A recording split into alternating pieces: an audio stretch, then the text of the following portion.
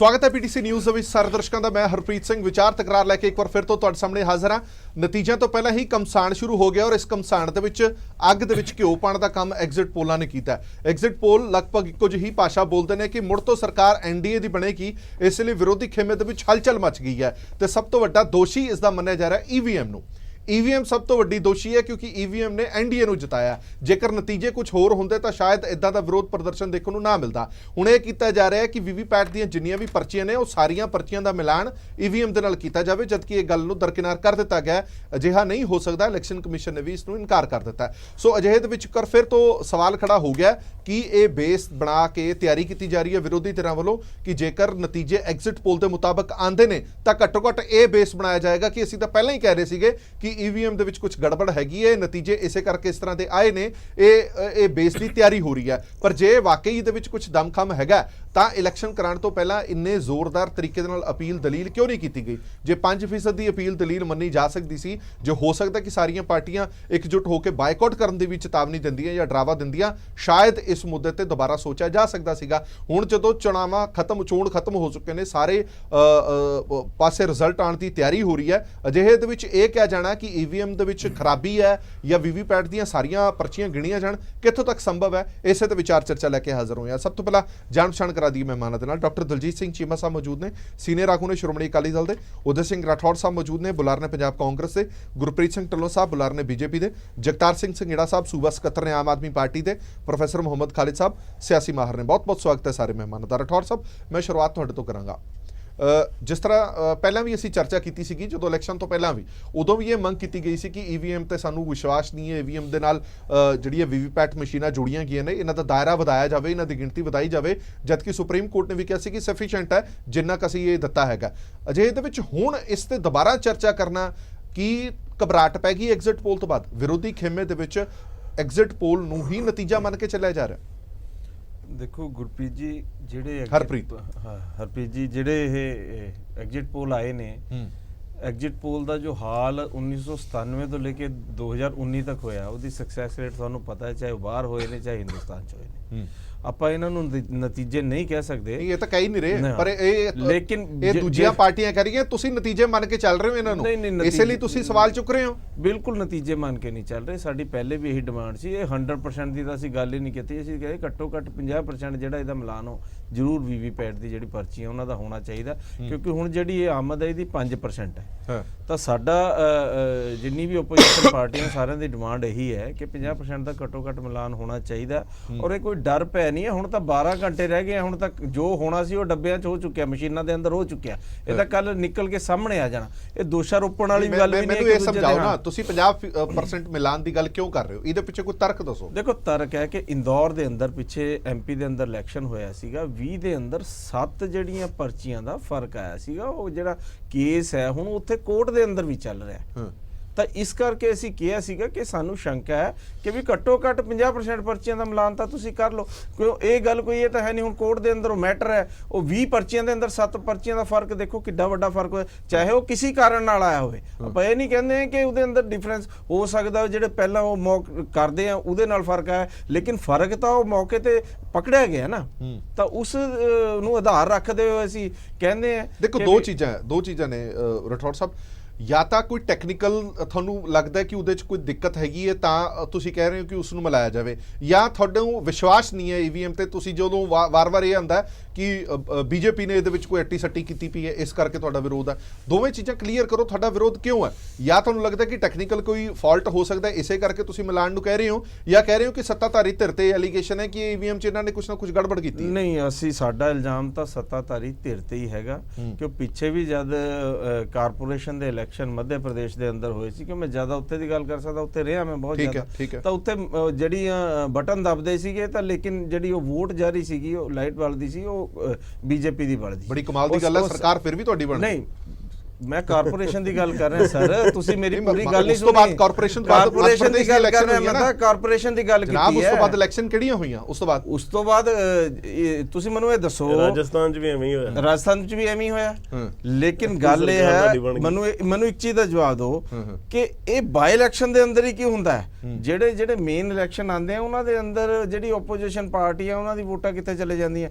Ground ਤੇ ਅਸੀਂ ਵੀ ਘੁੰਮ ਰਹੇ ਹਾਂ, ਗਰਾਊਂਡ ਤੇ ਸਾਰੀ ਪਾਰਟੀਆਂ ਦੇ ਲੋਕ ਘੁੰਮ ਰਹੇ ਆ। ਜੇ ਦਿਨ 'ਚ 500 ਬੰਦੇ ਮਿਲਦੇ ਆ, 400 ਬੰਦੇ ਸੱਤਾਧਾਰ ਪਾਰਟੀ ਹੈ ਜਿਹੜੀ ਉਹਦਾ ਖਿਲਾਫਤ ਕਰਦੇ ਆ, ਲੇਕਿਨ ਉਹ ਮਸ਼ੀਨਾਂ ਦੇ ਅੰਦਰ ਕਿੱਥੇ ਚਲੇ ਜਾਂਦਾ? ਤਬਦੀਲ ਨਹੀਂ ਹੁੰਦਾ। ਔਰ ਦੂਜੀ ਗੱਲ, ਸਰਕਾਰ ਸਾਡਾ ਹੱਕ ਹੈ, ਸਰਕਾਰ ਨੂੰ ਚਾਹੀਦਾ, ਜੇ ਅਸੀਂ ਕਹਿ ਰਹੇ ਹਾਂ ਇਲੈਕਸ਼ਨ ਕਮਿਸ਼ਨ ਨੂੰ ਇਲੈਕਸ਼ਨ ਕਮਿਸ਼ਨ ਨੇ ਕੀ ਕੰਮ ਕੀਤਾ ਇਸ ਵਾਰ? ਬਾਇਸ ਹੋ ਕੇ ਟੋਟਲੀ ਕੰਮ ਕੀਤਾ। ਇਲੈਕਸ਼ਨ ਕਮਿਸ਼ਨ ਨੂੰ ਨਜ਼ਰ ਨਹੀਂ ਆਇਆ, ਇਲੈਕਸ਼ਨ ਕਮਿਸ਼ਨ ਨੂੰ ਸ਼ਾਹ ਸਾਹਿਬ ਦੀ ਸੀਡੀਆਂ ਨਹੀਂ ਪਤਾ ਲੱਗੀਆਂ, ਇਲੈਕਸ਼ਨ ਕਮਿਸ਼ਨ ਨੂੰ ਮੋਦੀ ਸਾਹਿਬ ਦੀ ਸੀਡੀਆਂ ਨਹੀਂ ਪਤਾ ਲੱਗੀਆਂ, ਬਾਕੀ ਛੋਟੇ ਲੀਡਰਾਂ ਦੀ ਲੱਗ ਗਈਆਂ, ਉਹਨਾਂ ਨੂੰ 72 ਘੰਟੇ ਦੇ ਬੈਨ ਲਗਾ ਕੇ ਦੇਤੇ। ਟੀਵੀ ਦੇ ਅੰਦਰ ਐਡੇ ਵੱਡੇ ਕੈਪਸ਼ਨ ਇਲੈਕਸ਼ਨ ਦੇ ਦੌਰਾਨ ਨਿਊਜ਼ ਦੇ ਰੂਪ ਚ ਪਰੋਸੇ ਗਏ ਲੋਕਾਂ ਨੂੰ। ਫਿਰ ਆਏਗੀ ਮੋਦੀ ਸਰਕਾਰ, ਉਹ ਆਚਾਰ ਸੰਹਿਤਾ ਦਾ ਉਲੰਘਣ ਨਹੀਂ ਹੈ, ਉਹ ਇਲੈਕਸ਼ਨ ਕਮਿਸ਼ਨ ਨੂੰ ਪਤਾ ਨਹੀਂ ਲੱਗਿਆ। ਤਾਂ ਮੈਂ ਕਹਿੰਦਾ ਇਲੈਕਸ਼ਨ ਕਮਿਸ਼ਨ ਤਾਂ ਹੁਣ ਕਠਪੁਤਲੀ ਬਣ ਕੇ ਕੰਮ ਕੀਤਾ। ਜਿਹੜੀ ਸੱਤਾਧਰ ਇਹ ਇਲਜ਼ਾਮ ਲਾਉਂਦੀ ਕਿ ਤੁਸੀਂ ਬੇਸ ਤਿਆਰ ਕਰ ਰਹੇ ਹੋ ਕਿਉਂਕਿ ਐਗਜ਼ਿਟ ਪੋਲ ਵਰਗੇ ਨਤੀਜੇ ਹੋਣੇ ਆ, ਤੁਹਾਨੂੰ ਜਨਤਾ ਨੂੰ ਕੁਝ ਕਹਿਣ ਲਈ ਤਾਂ ਹੋਣਾ ਚਾਹੀਦਾ ਵੀ ਕਿਉਂ ਹੋਇਆ ਇਹ। ਨਤੀਜਿਆਂ ਵਾਸਤੇ ਤਾਂ ਹਰਪ੍ਰੀਤ ਜੀ ਕੱਲ ਅਸੀਂ ਫੇਰ ਬੈਠਣਾ ਹੈ 2 ਵਜੇ, ਤੁਹਾਡੇ ਸਾਹਮਣੇ ਆ ਜਾਣੇ ਆ ਨਤੀਜੇ ਤਾਂ ਜੋ ਹੈ ਉਹਦੀ ਪਰਸੈਂਟੇਜ ਤੁਸੀਂ ਦੇਖ ਲਿਓ ਕਿ ਐਗਜ਼ਿਟ ਪੋਲ ਤੋਂ ਕਿੰਨੇ ਜ਼ਿਆਦਾ ਫਰਕ ਆ ਰਹੇ। ਰਠੌੜ ਸਾਹਿਬ ਇੱਕ ਗੱਲ, ਫਿਰ ਮੈਂ ਬਾਕੀ ਮਹਿਮਾਨਾਂ ਕੋਲ ਜਾਵਾਂਗਾ। ਜੇ ਨਤੀਜੇ ਤੁਹਾਡੇ ਹੱਕ ਦੇ ਵਿੱਚ ਆ ਗਏ,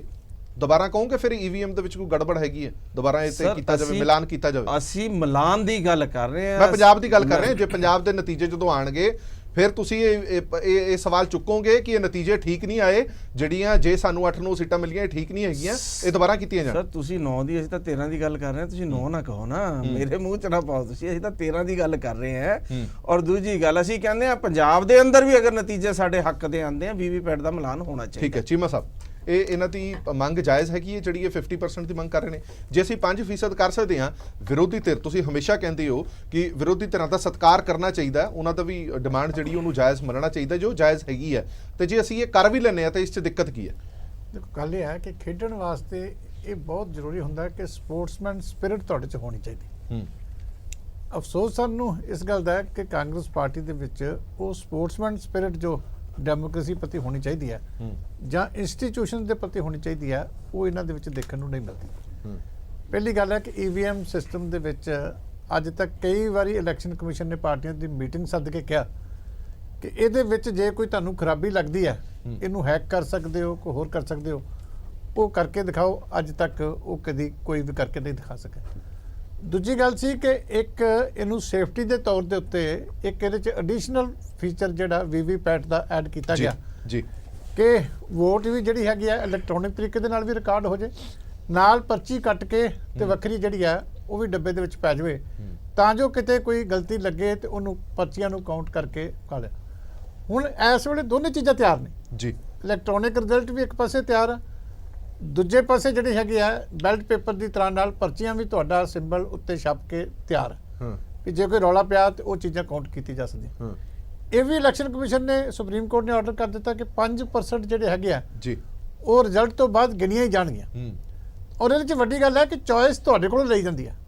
ਜੇ ਤੁਹਾਨੂੰ ਲੱਗਦਾ ਕਿ ਮੇਰੀਆਂ ਇਸ ਪਿੰਡ ਚੋਂ ਇਸ ਬੂਥ ਚੋਂ ਵੱਧ ਆਉਣੀਆਂ ਸੀ, ਤੁਹਾਨੂੰ ਲੱਗਦਾ ਕਿ ਇਲੈਕਟ੍ਰੋਨਿਕ ਦੇ ਰਿਜ਼ਲਟ ਦੇ ਵਿੱਚੋਂ ਠੀਕ ਨਹੀਂ ਲੱਗਦੀਆਂ, ਵੀ ਵੋਟਾਂ ਬਹੁਤ ਘੱਟ ਪਈਆਂ, ਤੁਸੀਂ ਉਸੇ ਦੀ ਕਾਊਂਟਿੰਗ ਕਰਾ ਸਕਦੇ ਹੋ। ਇਹ ਉਸ ਵੇਲੇ ਜਿਹੜੇ ਇਹਨਾਂ ਦੇ ਕਾਊਂਟਿੰਗ ਏਜੰਟ ਆ ਉਹਨਾਂ ਕੋਲੋਂ ਚੋਇਸ ਲਈ ਜਾਂਦੀ। ਇਸ ਕਰਕੇ ਜਦੋਂ ਐਟ ਰੈਂਡਮ 5% ਦੇ ਵਿੱਚ ਕੋਈ ਖਰਾਬੀ ਨਹੀਂ ਆਏਗੀ ਤੇ ਫਿਰ ਕੀ ਲੋੜ ਹੈ ਕਿ ਸਾਰਾ ਦਿਨ ਤੁਸੀਂ ਜਿਹੜਾ ਹੈ ਦੂਜਿਆਂ ਨੂੰ ਵੀ ਉੱਥੇ ਬੰਨ੍ਹ ਕੇ ਰੱਖੋ। ਸਿਰਫ ਇਸੇ ਜਿੱਦ ਕਰਕੇ ਰਿਜ਼ਲਟ ਤੁਹਾਡੇ ਸਾਹਮਣੇ ਆ, 5% ਮਸ਼ੀਨਾਂ ਟੈਸਟ ਹੋ ਜਾਣਗੀਆਂ। ਜੇ 200 ਮਸ਼ੀਨ ਹੈ ਤੇ 5% ਮਤਲਬ ਕਿ 10 ਮਸ਼ੀਨਾਂ ਦੇ ਜੇ ਗਿਣਤੀ 'ਚ ਕੋਈ ਫਰਕ ਨਹੀਂ ਹੈ, ਉਹ ਵੀ ਰੈਂਡਮਲੀ ਉਹਦੇ ਵਿੱਚ ਚਾਹੇ ਕਾਊਂਟਿੰਗ ਏਜੰਟ ਦਿੰਦਾ, ਆਪਣੇ ਆਪ ਪ੍ਰੈਜ਼ਾਈਡਿੰਗ ਅਫਸਰ ਜਾਂ ਕਾਊਂਟਿੰਗ ਅਫਸਰ ਜਿਹੜਾ ਉਹਨੇ ਤੁਹਾਡੇ ਕੋਲ ਲਈ ਜਾਂਦੀ ਹੈ ਉੱਥੇ ਅੰਦਰ ਕਿ ਤੁਸੀਂ ਕਿਹੜੀ ਮਸ਼ੀਨ ਦੀ ਚੈਕਿੰਗ ਚਾਹੁੰਦੇ ਹੋ, ਤੁਸੀਂ ਉਹ ਨੰਬਰ ਦੱਸ ਦਿਓ। ਹੁਣ ਇਸ ਤੋਂ ਵੱਧ ਟਰਾਂਸਪੇਰੈਂਸੀ ਸਿਸਟਮ ਦੇ ਵਿੱਚ ਕੀ ਹੋ ਸਕਦਾ? ਨਹੀਂ ਫਿਰ ਇਸ ਕਰਕੇ ਹੁਣ ਤਾਂ ਜਿਹੜੀ ਇਹਨਾਂ ਦੀ ਡਿਮਾਂਡ ਹੈ ਇਹਦੇ ਪਿੱਛੇ ਤੁਹਾਨੂੰ ਤਰਕ ਨਜ਼ਰ ਕੀ ਆਉਂਦਾ? ਫਿਰ ਦੇਖੋ ਇਹਨਾਂ ਨੇ ਹੁਣੇ ਗੱਲ ਕੀਤੀ ਸੀ ਵੀ ਬਾਈ ਇਲੈਕਸ਼ਨ ਦੇ ਵਿੱਚ ਨਤੀਜੇ ਜਿਹੜੇ ਆ ਫਿਰ ਕਿਉਂ ਇਦਾਂ ਦੇ ਆਉਂਦੇ ਆ। ਇਹਦਾ ਮਤਲਬ ਵੀ ਜਿਹੜੀ ਗੁਰਦਾਸਪੁਰ ਪਾਰਲੀਮੈਂਟ ਦੀ ਜਾਖੜ ਸਾਹਿਬ ਨੇ ਜਿੱਤੀ ਸੀ, ਕੀ ਉਹ ਮਸ਼ੀਨਾਂ ਕਰਕੇ ਜਿੱਤੀ ਸੀ? ਜਿਹੜੀ ਸ਼ਾਹਕੋਟ ਦੀ ਇਲੈਕਸ਼ਨ ਇਹਨਾਂ ਨੇ ਜਿੱਤੀ ਸੀ, ਉਹ ਮਸ਼ੀਨਾਂ ਕਰਕੇ ਜਿੱਤੀ ਸੀ? ਕਿ ਅਸੀਂ ਉਹਦੇ ਵਿੱਚ ਇੱਕ ਵਾਰੀ ਵੀ ਕਿਸੇ ਨੇ ਕੁਐਸਚਨ ਰੇਜ਼ ਕੀਤਾ ਕਿ ਮਸ਼ੀਨਾਂ ਕਰਕੇ ਜਾਂ ਖਰਾਬੀ ਕਰਕੇ ਜਾਂ ਦੂਜੇ ਕਰਕੇ? ਪਬਲਿਕ ਦੇ ਮੈਂਡੇਟ ਨੂੰ ਇੱਜ਼ਤ ਦੇ ਨਾਲ, ਸਨਮਾਨ ਦੇ ਨਾਲ ਐਕਸੈਪਟ ਕਰਨ ਦੀ ਆਦਤ ਪਾਉਣੀ ਚਾਹੀਦੀ। ਅਸੀਂ ਵੀ ਰਾਜ ਭਾਗ 'ਚ ਸੀਗੇ, ਅਸੀਂ ਬਾਹਰ ਕਿਉਂ ਗਏ? ਕਿਉਂਕਿ ਲੋਕਾਂ ਨੇ ਵੋਟਾਂ ਨਹੀਂ ਪਾਈਆਂ।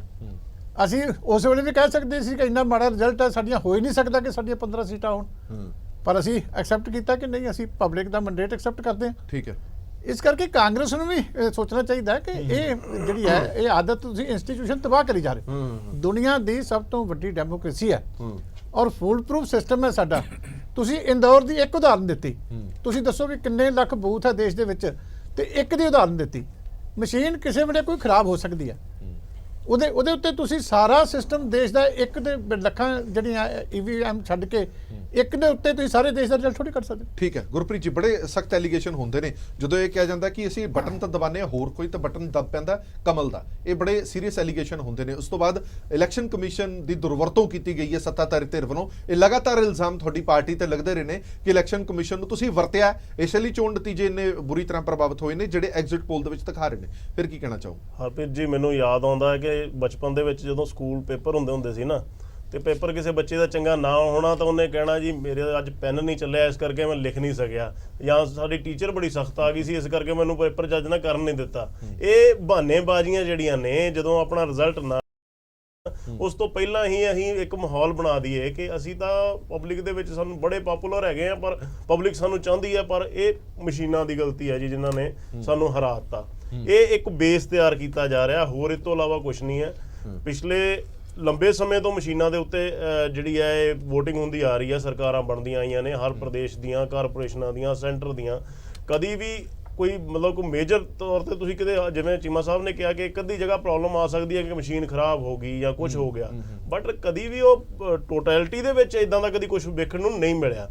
ਔਰ ਅੱਜ ਇਹਨਾਂ ਨੇ ਜਿਹੜੇ ਕਾਊਂਟਿੰਗ ਸਟੇਸ਼ਨਾਂ ਦੇ ਬਾਹਰ ਭੀੜ ਖੜੀ ਕਰ ਦਿੱਤੀ ਆ ਵੀ ਰਕਸ਼ਾ ਕਰਨੀ ਹੈ, ਪਤਾ ਨਹੀਂ ਕੀ ਹੋ ਜਾਏਗਾ, ਕਿਤੇ ਕੋਈ ਦੱਸਿਆ ਕੋਈ ਇਦਾਂ ਦਾ ਹਲਚਲ ਹੁੰਦੀ ਹੋਈ? ਅੱਜ ਹਰ ਪ੍ਰਦੇਸ਼ ਦੇ ਅੰਦਰ ਰਾਹੁਲ ਗਾਂਧੀ ਦਾ ਬਿਆਨ ਸੀਗਾ ਕਿ ਮੁਸ਼ਤੈਦ ਹੋ ਜਾਓ, ਪੂਰੀ ਰਾਤ ਜਾਗ ਕੇ ਪਹਿਰਾ ਦਿਓ, ਇਹ ਕਰਾਂਗੇ ਉਹ। ਮਤਲਬ ਵਾਟ ਇਜ਼ ਦਿਸ ਨੌਨਸੈਂਸ? ਇਹਨੂੰ ਕੋਈ ਚੰਗੀ ਗੱਲ ਨਹੀਂ ਆਪਾਂ ਗਿਣ ਸਕਦੇ ਵੀ ਤੁਸੀਂ ਇੱਕ ਵਿਸ਼ਵਾਸ ਜਿਹੜਾ ਹੈ ਕਿਸੇ ਵੀ ਸੰਸਥਾ ਦੇ ਉੱਤੇ ਨਹੀਂ ਰੱਖ ਰਹੇ ਔਰ ਹਿੰਦੁਸਤਾਨ ਨੂੰ ਬਦਨਾਮ ਕਰ ਰਹੇ ਹੋ। ਵੱਡੀ ਗੱਲ ਮੈਂ ਇੱਕ ਗੱਲ ਮੈਂ ਐਡ ਕਰਦਾ, ਇਹ ਹਿੰਦੁਸਤਾਨ ਨੂੰ ਬਦਨਾਮ ਕਰਨ ਦੀ ਇਹ ਸਾਜ਼ਿਸ਼ ਇਹਨਾਂ ਨੇ ਰਚੀ ਹੋਈ ਹੈ ਕਿ ਭਾਰਤ ਦਾ ਕੋਈ ਵੀ ਜਿਹੜਾ ਇੰਸਟੀਚਿਊਟ ਹੈ ਉਹਦੇ ਵਿੱਚ ਜੀ ਇਮਾਨਦਾਰੀ ਨਾਲ ਕੰਮ ਨਹੀਂ ਹੁੰਦਾ। ਇਦਾਂ ਦਾ ਇੱਕ ਪ੍ਰਚਾਰ ਇਹ ਦੁਨੀਆ ਭਰ ਦੇ ਵਿੱਚ ਕਰਨ ਦੇ ਵਿੱਚ ਲੱਗੇ ਨੇ। ਇਹਨਾਂ ਨੇ ਹਿੰਦੁਸਤਾਨ ਨੂੰ ਕੀ ਕਹਿੰਦੇ ਆ ਬਦਨਾਮ ਕਰਨ ਦਾ ਵੱਡਾ ષੜਯੰਤਰ ਰਚਿਆ। ਨਹੀਂ, ਮੈਂ ਜਿਹੜੀ ਤੁਸੀਂ ਪੁਆਇੰਟ ਰੇਜ਼ ਕੀਤਾ ਸੀ ਕਿ ਮਸ਼ੀਨ ਬਟਨ ਤੁਸੀਂ ਕੋਈ ਦਬਾਓ ਤੇ ਕਮਲ ਦਾ, ਇਹ ਕਿੱਦਾਂ ਹੋ ਸਕਦਾ ਹੈ? ਸਵੇਰੇ ਸਭ ਤੋਂ ਪਹਿਲਾਂ ਮੌਕ ਪੋਲਿੰਗ ਹੁੰਦੀ ਹੈ। ਤੁਹਾਡਾ ਪੋਲਿੰਗ ਏਜੰਟ ਆਪਣੀ ਮਰਜ਼ੀ ਨਾਲ ਸਾਰੇ ਬਟਨ ਦਬਾ ਕੇ ਦੇਖਦਾ, ਹਰ ਇੱਕ ਦਾ ਪੋਲਿੰਗ ਏਜੰਟ ਉਸ ਦਬਾ ਕੇ ਦੇਖਦਾ, ਫਿਰ ਉਹਦਾ ਰਿਜ਼ਲਟ ਦੇਖਿਆ ਜਾਂਦਾ ਕਿ ਜਿੰਨੇ ਮੈਂ ਦਬਾਏ ਸੀ ਉਹ ਵੋਟ ਪੋਲ ਹੋ ਰਹੀ ਕਿ ਨਹੀਂ ਹੋ ਰਹੀ। ਇਸ ਕਰਕੇ ਕਿਵੇਂ ਪੋਸੀਬਲ ਹੈ? ਇਹ ਮਤਲਬ ਹੁਣ ਇਹ ਗੱਲ ਹੀ, ਜੇ ਤੁਹਾਨੂੰ ਲੱਗਦਾ ਹੈ ਕਿ ਕਿਸੇ ਵੇਲੇ ਕੋਈ ਫਾਲਟ ਪਿਆ ਮਸ਼ੀਨ ਦੇ ਵਿੱਚ, ਕਿਸੇ ਵੇਲੇ ਸ਼ਾਰਟ ਸਰਕਟਿੰਗ ਹੈ, ਤੁਸੀਂ ਮੌਕ ਪੋਲ ਕਰੋਗੇ, ਸੇਮ ਰਿਜ਼ਲਟ ਆਏਗਾ। ਠੀਕ ਹੈ ਸੰਗੇੜਾ ਸਾਹਿਬ, ਭਾਵੇਂ ਮੈਂ ਇੱਕ ਮਿੰਟ ਆਣਾ, ਮੈਂ ਰਿਐਕਸ਼ਨ ਲੈ ਲੈਣਾ, ਮੈਂ ਵਾਪਸ ਆ ਜਾਣਾ ਤੁਹਾਡੇ ਕੋਲ, ਵਾਪਸ ਆਣਾ। ਸੰਗੇੜਾ ਸਾਹਿਬ, ਭਾਵੇਂ ਕਾਂਗਰਸ ਹੋਵੇ, ਭਾਵੇਂ BJP ਹੋਵੇ, ਅਕਾਲੀ ਦਲ ਹੋਵੇ, ਭਾਵੇਂ ਆਮ ਆਦਮੀ ਪਾਰਟੀ ਹੋਵੇ, ਇਸੇ EVM ਮਸ਼ੀਨ ਨੇ ਸਾਰਿਆਂ ਦੀਆਂ ਸਰਕਾਰਾਂ ਬਣਾਈਆਂ ਨੇ, ਅੱਜ ਉਸੇ EVM ਮਸ਼ੀਨ ਨੂੰ ਉਸੇ ਦੋਸ਼ੀ ਕਰਾਰ ਦੇ ਰਹੇ ਆ। ਨਹੀਂ, ਪਰ ਗੱਲ ਇਹ ਆ ਵੀ ਇਹ ਇਕੱਲੀ ਇੱਕ ਪਾਰਟੀ ਨੇ ਨਹੀਂ ਇਹਦੇ ਬਾਰੇ ਗੱਲਬਾਤ ਕੀਤੀ ਹੈਗੀ, ਔਰ ਰਾਦਰ ਹੁਣੇ ਹੀ ਨਹੀਂ ਕੁਐਸਚਨ ਮਾਰ ਕੇ ਇਸ ਗੱਲ ਤੇ ਲੱਗਿਆ ਹੈਗਾ, ਪਹਿਲਾਂ ਤੋਂ ਹੀ EVM ਮਸ਼ੀਨ ਦੇ ਉੱਪਰ ਕੁਐਸਚਨਬਾਜ਼ੀ ਹੁੰਦੀ ਰਹੀ ਆ। ਇਹ ਵੈਸੇ ਬੈਟਰ ਹੈ ਜਿਸ ਤਰ੍ਹਾਂ ਸਾਰੀ ਡਿਸਕਸ਼ਨ ਚੱਲ ਰਹੀ ਹੈ, ਇਸ ਗੱਲ ਤੇ ਫੈਸਲਾ ਇਲੈਕਸ਼ਨ ਤੋਂ ਪਹਿਲਾਂ ਕੋਈ ਨਾ ਕੋਈ ਕੰਸੈਂਸਸ ਬਣ ਜਾਣਾ ਚਾਹੀਦਾ, ਜਾਂ ਇਸ ਗੱਲ ਤੇ ਬਹਿਸ ਜਿਹੜੀ ਆ ਪਹਿਲਾਂ ਹੋਣੀ ਸਿਰੇ ਲੱਗ ਜਾਣੀ ਚਾਹੀਦੀ ਹੈ। ਕਿਉਂਕਿ ਮੇਰਾ ਆਪਣਾ ਵੀ ਪਰਸਨਲ ਵਿਚਾਰ ਆ ਕਿ ਜੇ ਬੈਲਟ ਪੇਪਰ ਨਾਲ ਹੀ ਦੁਨੀਆ ਦੇ ਵੱਡੇ ਵੱਡੇ ਕੰਟਰੀਜ਼ ਵਿੱਚ ਵੀ ਬੈਲਟ ਪੇਪਰ ਨਾਲ ਹੋ ਰਹੀ ਹੈ, ਤਾਂ ਬੈਲਟ ਪੇਪਰ ਜਿਹੜਾ ਆ ਉਹ ਸਿਸਟਮ ਵਧੀਆ ਹੈ, ਉਹਦੇ ਨਾਲ ਹੀ ਕਰ ਦੇਣੀ ਚਾਹੀਦੀ। ਥੋੜ੍ਹਾ ਜਿਹਾ ਟਾਈਮ ਜ਼ਿਆਦਾ ਲੱਗਦਾ ਹੈ, ਲੇਬਰ ਫੋਰਸ ਜ਼ਿਆਦਾ ਲੱਗਦੀ ਹੈ, ਸੋ ਇਹਦੇ ਤੇ। ਪਰ at the same time we have reasons to suspect, ਕੁਝ ਥਾਵਾਂ ਤੇ ਕੁਝ ਘਟਨਾਵਾਂ ਹੋਈਆਂ ਆ, ਉਹਦੇ ਨਾਲ ਉਂਗਲਾਂ ਉੱਠਦੀਆਂ ਆ, ਉਸ ਤੋਂ ਪਹਿਲਾਂ ਵੀ ਉੱਠਦੀਆਂ ਰਹੀਆਂ ਆ, ਤੇ ਇਹਦਾ ਮਸਲੇ ਦਾ once for all ਇਹਦਾ ਰਿਜ਼ਲਟ ਨਿਕਲਣਾ ਚਾਹੀਦਾ। ਸੰਗੇੜਾ ਸਾਹਿਬ, ਇਸ ਨੂੰ ਐਗਜ਼ਿਟ ਪੋਲ ਨਾਲ ਜੋੜ ਕੇ ਇਹ ਧਿਰ ਕਿਉਂ ਨਾ ਦੇਖੇ? ਦੇਖੋ ਇਲੈਕਸ਼ਨ ਦੀਆਂ 7 ਪੜਾਅ ਨਿਕਲ ਗਏ, ਉਹਨਾਂ 7 ਪੜਾਵਾਂ ਦੇ ਵਿੱਚ ਕਿਤੇ ਵੀ EVM ਤੇ ਕੋਈ ਰੋਲਾ ਨਹੀਂ ਪਿਆ। ਇਲੈਕਸ਼ਨ ਕਮਿਸ਼ਨ ਤੇ ਭਾਵੇਂ ਤੁਸੀਂ ਸਵਾਲ ਪਾਰਟੀਆਂ ਚੁੱਕਦੀਆਂ ਰਹੀਆਂ, ਪਰ EVM ਤੇ ਕਿਸੇ ਨੇ ਕੋਈ ਸਵਾਲ ਨਹੀਂ ਚੁੱਕਿਆ। ਜਿਵੇਂ ਹੀ ਐਗਜ਼ਿਟ ਪੋਲ ਬਾਹਰ ਆਏ ਤਾਂ ਇੱਕੋ ਇੱਕ ਮਸੌਦਾ ਮਿਲ ਗਿਆ ਕਿ EVM ਤੇ ਅਟੈਕ ਕਰ ਦਿੱਤਾ ਜਾਵੇ ਔਰ EVM ਨੂੰ ਦੋਸ਼ੀ ਕਰਾਰ ਦਿੱਤਾ ਜਾਵੇ। ਦੇਖੋ, ਮੇਰੀ ਆਪਣੀ ਸੋਚਣੀ ਹੈ, ਜਿਸ ਤਰ੍ਹਾਂ ਐਗਜ਼ਿਟ ਪੋਲ ਦੀ ਤੁਸੀਂ ਗੱਲ ਕਰ ਰਹੇ ਹੋ, ਹਾਂ ਇਹ ਵੀ ਇੱਕ ਰੀਜ਼ਨ ਬਣਦਾ ਆ, ਕਿਉਂਕਿ ਜਿਸ ਤਰ੍ਹਾਂ ਐਗਜ਼ਿਟ ਪੋਲ ਦੇ ਰਿਜ਼ਲਟ ਆਏ ਆ, ਜਿਸ ਤਰ੍ਹਾਂ NDA ਨੂੰ ਜਾਂ BJP ਨੂੰ ਸੀਟਾਂ ਦਿੱਤੀਆਂ ਜਾ ਰਹੀਆਂ, ਇੰਨਾ ਰੌਲਾ ਰੱਪਾ ਤਾਂ ਜਦੋਂ ਪਿਛਲੀ ਵਾਰੀ BJP ਦੀ ਸਰਕਾਰ ਆਈ ਆ ਉਦੋਂ ਵੀ ਨਹੀਂ ਸੀਗਾ। ਤੇ ਉਹ ਫਿਰ ਨੈਚੁਰਲੀ ਸਾਰਿਆਂ ਨੂੰ ਲੱਗਦਾ ਹੈ ਵੀ ਐਂਟੀ ਇਨਕੰਬੈਂਸੀ ਵੀ ਹੈਗੀ ਆ, ਕੁਝ ਵਾਅਦੇ ਨਹੀਂ ਪੂਰੇ ਕੀਤੇ ਭਾਰਤੀ ਜਨਤਾ ਪਾਰਟੀ ਨੇ, ਜਾਂ ਜਿਹੜੇ ਪ੍ਰਚਾਰ ਦੌਰਾਨ ਜਿਸ ਤਰ੍ਹਾਂ ਮੁਹਿੰਮ ਚੱਲ ਰਹੀ ਆ ਉਹਦੇ ਤੋਂ ਰਿਜ਼ਲਟ ਜਿਹੜੇ ਐਗਜ਼ਿਟ ਪੋਲ ਹੈ, ਭਾਵੇਂ ਐਗਜ਼ਿਟ ਪੋਲ ਟਰਸਟਵਰਦੀ ਨਹੀਂ ਹੈ, ਸਾਰੀਆਂ ਪਾਰਟੀਆਂ ਕਹੀ ਜਾ ਰਹੀਆਂ ਪਰ ਨਹੀਂ ਇਸ ਤਰ੍ਹਾਂ ਨਹੀਂ ਹੋ ਸਕਦਾ, ਅਸੀਂ ਇੰਨੀਆਂ ਲਵਾਂਗੇ, ਰਿਜੈਕਟ ਕਰੀ ਜਾ ਰਿਹਾ ਐਗਜ਼ਿਟ ਪੋਲ ਨੂੰ। ਪਰ ਐਗਜ਼ਿਟ ਪੋਲ ਨੇ ਥੋੜਾ ਜਿਹਾ ਫੀਅਰ ਜ਼ਰੂਰ ਕ੍ਰੀਏਟ ਕਰਤਾ, ਜਿਹਦੇ ਨਾਲ ਇਹ ਲੱਗਣ ਲੱਗ ਗਿਆ ਕਿ ਸ਼ਾਇਦ ਮਸ਼ੀਨਾਂ 'ਚ ਕੁਝ ਗੱਲਬਾਤ ਹੋ ਗਈ ਹੋਵੇ ਤੇ ਐਗਜ਼ਿਟ ਪੋਲ ਵੀ ਜਿਹੜੇ ਆ ਉਹ ਇਸ ਕਰਕੇ ਫਿਰ ਇਸ ਤਰ੍ਹਾਂ ਦੇ ਜਿਹੜੇ ਮਤਲਬ। ਛੋਟੇ ਜਿਹੇ ਬ੍ਰੇਕ ਲਈ ਰੁਕ ਰਹੇ ਹਾਂ, ਬ੍ਰੇਕ ਤੋਂ ਬਾਅਦ ਜਲਦ ਹਾਜ਼ਰ ਹੋਣੇ ਹਾਂ।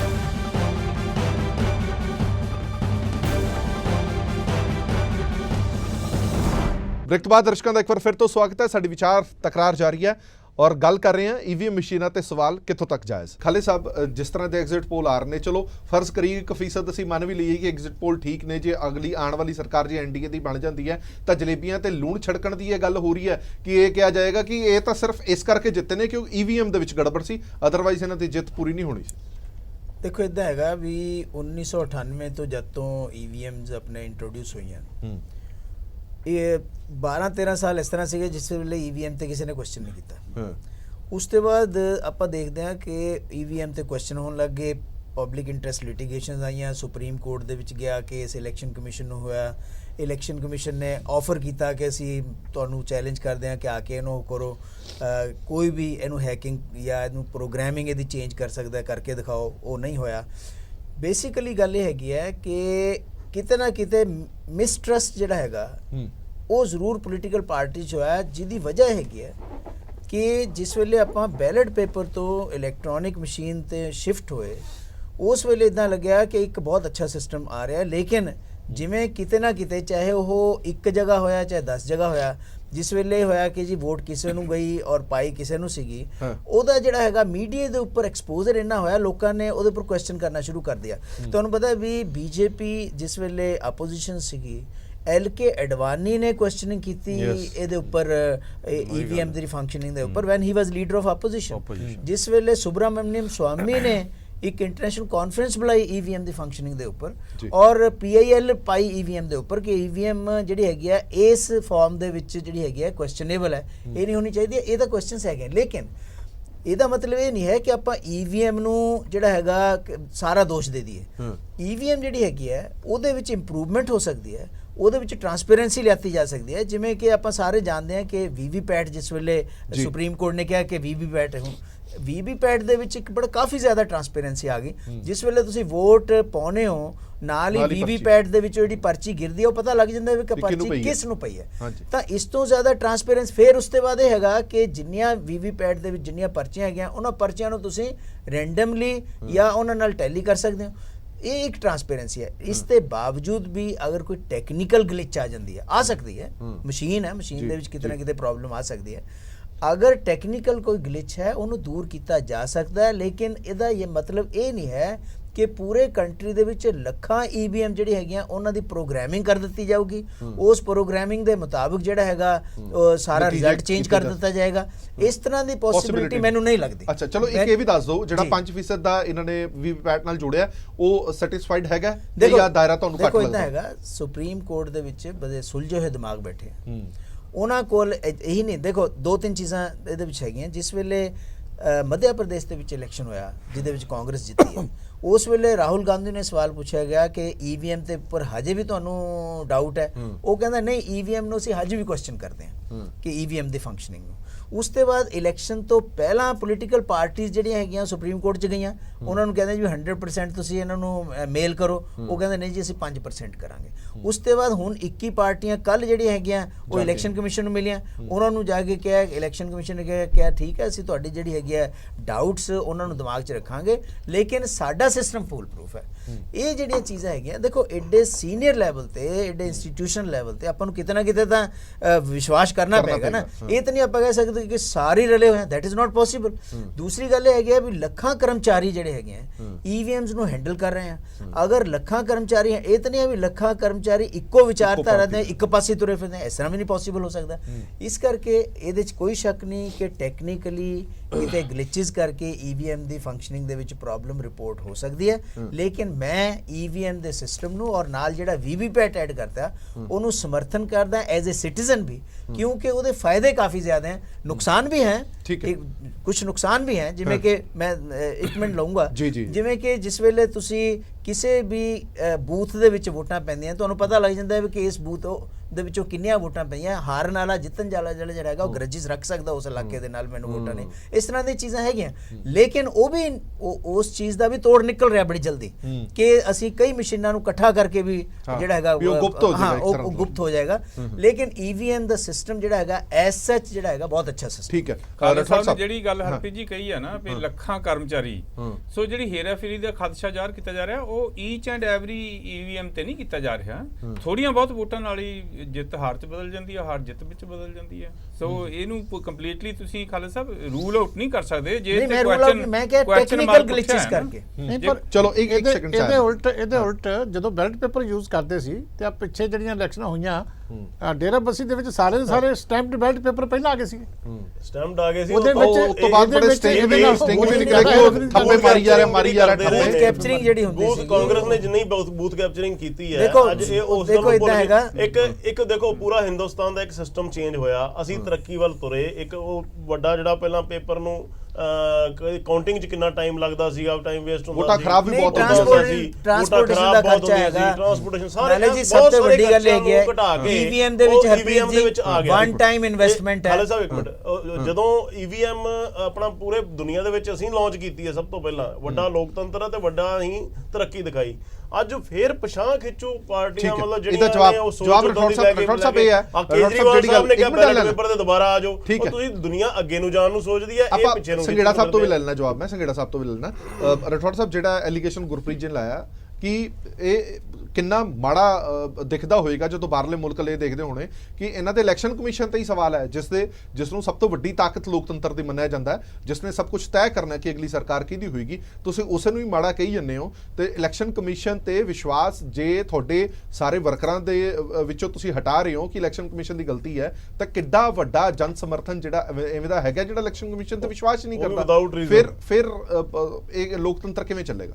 ਗੁਰਪ੍ਰੀਤ ਜੀ ਨੇ ਇਲਜ਼ਾਮ ਤਾਂ ਲਾਤਿਆ, ਲੇਕਿਨ ਸਭ ਤੋਂ ਪਹਿਲੇ ਕੁਐਸਚਨ ਕਿਹਨੇ ਚੱਕਿਆ ਸੀਗਾ? ਲਾਲ ਕ੍ਰਿਸ਼ਨ ਅਡਵਾਨੀ ਨੇ। ਦੂਜੇ ਨੰਬਰ ਤੇ ਮੈਂ ਤੁਹਾਡੀ ਗੱਲ 'ਚ ਬੋਲਿਆ ਨਹੀਂ, ਉਸ ਤੋਂ ਬਾਅਦ ਸੁਧਾਰ ਵੀ ਮੈਂ ਤੁਹਾਡੀ ਗੱਲ 'ਚ ਬੋਲਿਆ ਨਹੀਂ, ਤੁਸੀਂ ਜਵਾਬ ਦੇ ਲਓ, ਲਿਖ ਲਓ, ਚਲੋ ਪੁਆਇੰਟ ਲਿਖ ਲਓ, ਗੱਲ ਸੁਣ ਲਈ, ਜਵਾਬ ਦੇ ਦਿਓ। ਹਾਂਜੀ ਹਾਂਜੀ। ਦੂਜੇ ਨੰਬਰ ਤੇ ਕੀਤਾ ਸੀਗਾ ਸੁਬਰਾਮਨਿਅਮ ਸਵਾਮੀ ਨੇ, ਔਰ ਜਿਹੜੀ ਗੱਲ ਇਹ ਕਹਿੰਦੇ ਆ ਕਿ ਹੈਕਿੰਗ ਸਾਬਤ ਨਹੀਂ ਹੋ ਸਕੀ, ਹੈਕਿੰਗ ਸਾਬਤ ਹੋ ਰਹੀ ਸੀ, ਖਾਲਿਦ ਸਾਹਿਬ ਤੋਂ ਪੁੱਛ ਲਓ ਕਿ ਨਹੀਂ ਹੋ ਰਹੀ ਸੀ, ਹੋ ਰਹੀ ਸੀ, ਲੇਕਿਨ ਉਹ ਕਰਨ ਨਹੀਂ ਦਿੱਤਾ ਗਿਆ। ਉਹ ਕਹਿੰਦੇ ਵੀ ਤੁਸੀਂ ਸਾਡੇ ਜਿਹੜੇ ਨਿਯਮ ਹੈ ਜਿਹੜੇ ਸਾਡੀ ਉਹਦੇ ਅੰਦਰ ਹੈ ਤੁਸੀਂ ਦਖਲ ਦੇ ਰਹੇ ਹੋ, ਹੈਕਿੰਗ ਸਾਬਿਤ ਹੋ ਰਹੀ ਸੀ। ਔਰ ਅਸੀਂ ਇਹ ਨਹੀਂ ਕਹਿ ਰਹੇ ਈਵੀਐਮ, ਅਸੀਂ ਇਹ ਕਹਿ ਰਹੇ ਹਾਂ ਕਿ 50% ਪਰਚੇ ਮਿਲਾਣ।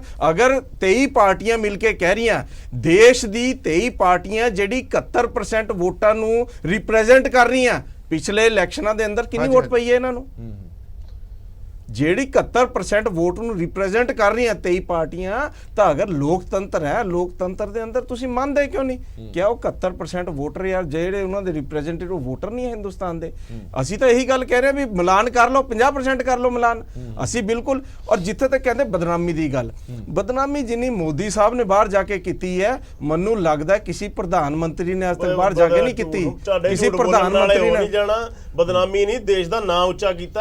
ਅੱਜ ਹਰ ਕੋਈ ਜਿਹੜਾ ਬਾਹਰ ਲਾਓ ਮਿਲਦਾ, ਇੱਜ਼ਤ ਨਾਲ ਮਿਲਦਾ। ਤੁਸੀਂ ਸਾਰੀ ਆਤਾ ਆਪਣੀ ਗੱਲ ਨੋਟ ਕਰ ਲਓ, ਫੇਰ ਬੋਲ ਲਿਓ। ਮੈਂ ਤਾਂ ਜਦ ਤੁਸੀਂ ਰਾਹੁਲ ਗਾਂਧੀ ਨੂੰ ਕਹਿ ਰਹੇ ਸੀ ਮੈਂ ਬੋਲਿਆ ਸੀ। ਚਲੋ ਹਾਂਜੀ, ਝੂਠ ਕੀ ਕਹਿ ਰਿਹਾ ਤੁਸੀਂ? ਬਾਹਰ ਜਾ ਕੇ ਕਹਿੰਦੇ 70 ਸਾਲ ਚ ਹੋਇਆ ਕੁਝ ਨਹੀਂ ਹੈਗਾ, ਹੋਇਆ ਕੁਝ ਨਹੀਂ ਹੈ। ਅਡਵਾਨੀ ਸਾਹਿਬ ਬਾਹਰ ਜਾ ਕੇ ਕਹਿੰਦੇ, वाजपेयी साहब पार्लियामेंट के अंदर कहते जो कुछ भारत में हुआ आज तक हुआ नहीं है। थोड़ी सुषमा स्वराज जी बाहर जाके कहते हैं। गल है कि आप मुद्दे ते रहिए, जेड़ा मुद्दा डिस्कस करना है मुद्दे ते गल करिए। ਅਸੀਂ ਸਾਡਾ ਮਕਸਦ ਸਿਰਫ ਇਹੀ ਹੈ। ਸੱਤਾਧਾਰੀ ਧਿਰ ਕਹਿੰਦੀ ਹੈ ਕਿ ਜਿਹੜੇ ਤੁਸੀਂ ਸਵਾਲ ਚੁੱਕੇ ਨੇ ਹੈਕਿੰਗ ਹੁਕਿੰਗ ਦੇ, ਤਾਂ ਮੁਲਕ ਦੇ ਵਿੱਚ ਕਿਸੇ ਵੀ ਸੂਬੇ ਦੇ ਵਿੱਚ ਤੁਹਾਡੀ ਸਰਕਾਰ ਨਾ ਹੁੰਦੀ ਜੇ ਅਸੀਂ ਹੈਕਿੰਗ ਕੀਤਾ ਹੁੰਦਾ। ਪੰਜਾਬ ਦੇ ਵਿੱਚ ਪਿਛਲੇ 2 ਸਾਲਾਂ ਤੋਂ ਪਹਿਲਾਂ ਤੁਹਾਡੀ ਸਰਕਾਰ ਬਣੀ ਹੈ, ਕੀ ਈਵੀਐਮ ਉਦੋਂ ਹੈਕ ਨਹੀਂ ਕੀਤੀਆਂ ਜਾ ਸਕਦੀਆਂ ਸੀ ਜਾਂ ਕੀਤੀਆਂ ਗਈਆਂ ਨੇ ਤਾਂ ਤੁਹਾਡੀ ਸਰਕਾਰ ਬਣੀ ਹੈ? ਸਰ ਅਸੀਂ ਇਹਨੂੰ ਫੁੱਲ ਪ੍ਰੂਫ ਬਣਾਉਣੇ ਦੀ ਡਿਮਾਂਡ ਕਰ ਰਹੇ ਹਾਂ। ਅਸੀਂ ਸਾਰੇ ਸਿਸਟਮ ਦੇ ਉੱਤੇ ਸਵਾਲ ਨਹੀਂ ਚੱਕ ਰਹੇ, ਲੇਕਿਨ ਘਟਨਾਵਾਂ ਹੋ ਰਹੀਆਂ ਨਾ, ਘਟਨਾਵਾਂ ਹੋ ਰਹੀਆਂ।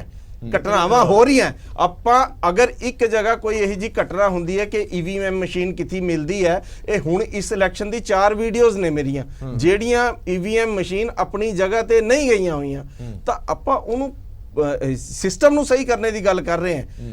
ਬਿਲਕੁਲ ਗੱਲ ਠੀਕ ਹੈ। ਲੋਕਾਂ ਦਾ ਵਿਸ਼ਵਾਸ ਅਸੀਂ ਚੁੱਕ ਸਰ, ਨਹੀਂ ਰਹੇ। ਲੋਕਾਂ ਦਾ ਵਿਸ਼ਵਾਸ ਤਾਂ ਟੁੱਟੇਗਾ ਨਾ ਫਿਰ। ਅਗਰ ਇੱਕ ਘਟਨਾ ਨਾਲ ਵੀ ਟੁੱਟੇਗਾ, 10 ਘਟਨਾ ਨਾਲ ਵੀ ਟੁੱਟੇਗਾ। ਲੋਕਾਂ ਦਾ ਵਿਸ਼ਵਾਸ ਟੁੱਟੇਗਾ। ਸੱਤਾਧਾਰੀ ਧਿਰ, ਹਾਂ ਠੀਕ ਹੈ, ਮੈਂ ਜਵਾਬ ਚੀਮਾ ਸਾਹਿਬ ਤੋਂ ਇਸ ਗੱਲ ਦਾ ਲਾਂਗਾ। ਸੱਤਾਧਾਰੀ ਧਿਰ ਨੇ ਸੱਤਾ ਦੇ ਵਿੱਚ ਆਣਾ, ਲੋਕਾਂ ਦਾ ਵਿਸ਼ਵਾਸ ਟੁੱਟਦਾ ਟੁੱਟੀ ਜਾਵੇ। 71% ਲੋਕਾਂ ਦੇ ਕਹਿੰਦੇ ਨੇ ਕਿ ਜਿਹੜੇ ਅਸੀਂ ਨੁਮਾਇੰਦਗੀ ਕਰ ਰਹੇ ਹਾਂ, ਤੁਸੀਂ ਉਹਨਾਂ ਦੀ ਗੱਲ ਨਹੀਂ ਸੁਣ ਰਹੇ, ਹੋਰ ਕਿਹਦੀ ਗੱਲ ਸੁਣਨੀ? ਚੀਮਾ ਸਾਹਿਬ ਦੇਖੋ, ਗੱਲ ਇਹ ਹੈ ਕਿ ਜੇ ਤਾਂ ਕੋਈ ਲੌਜਿਕ ਹੋਵੇ ਕਿਸੇ ਕੋਲ, ਉਹ ਇੱਕ ਬੰਦਾ ਵੀ ਗੱਲ ਕਹੇ, ਉਹਦੀ ਗੱਲ ਸੁਣੀ ਜਾਣੀ ਚਾਹੀਦੀ ਹੈ।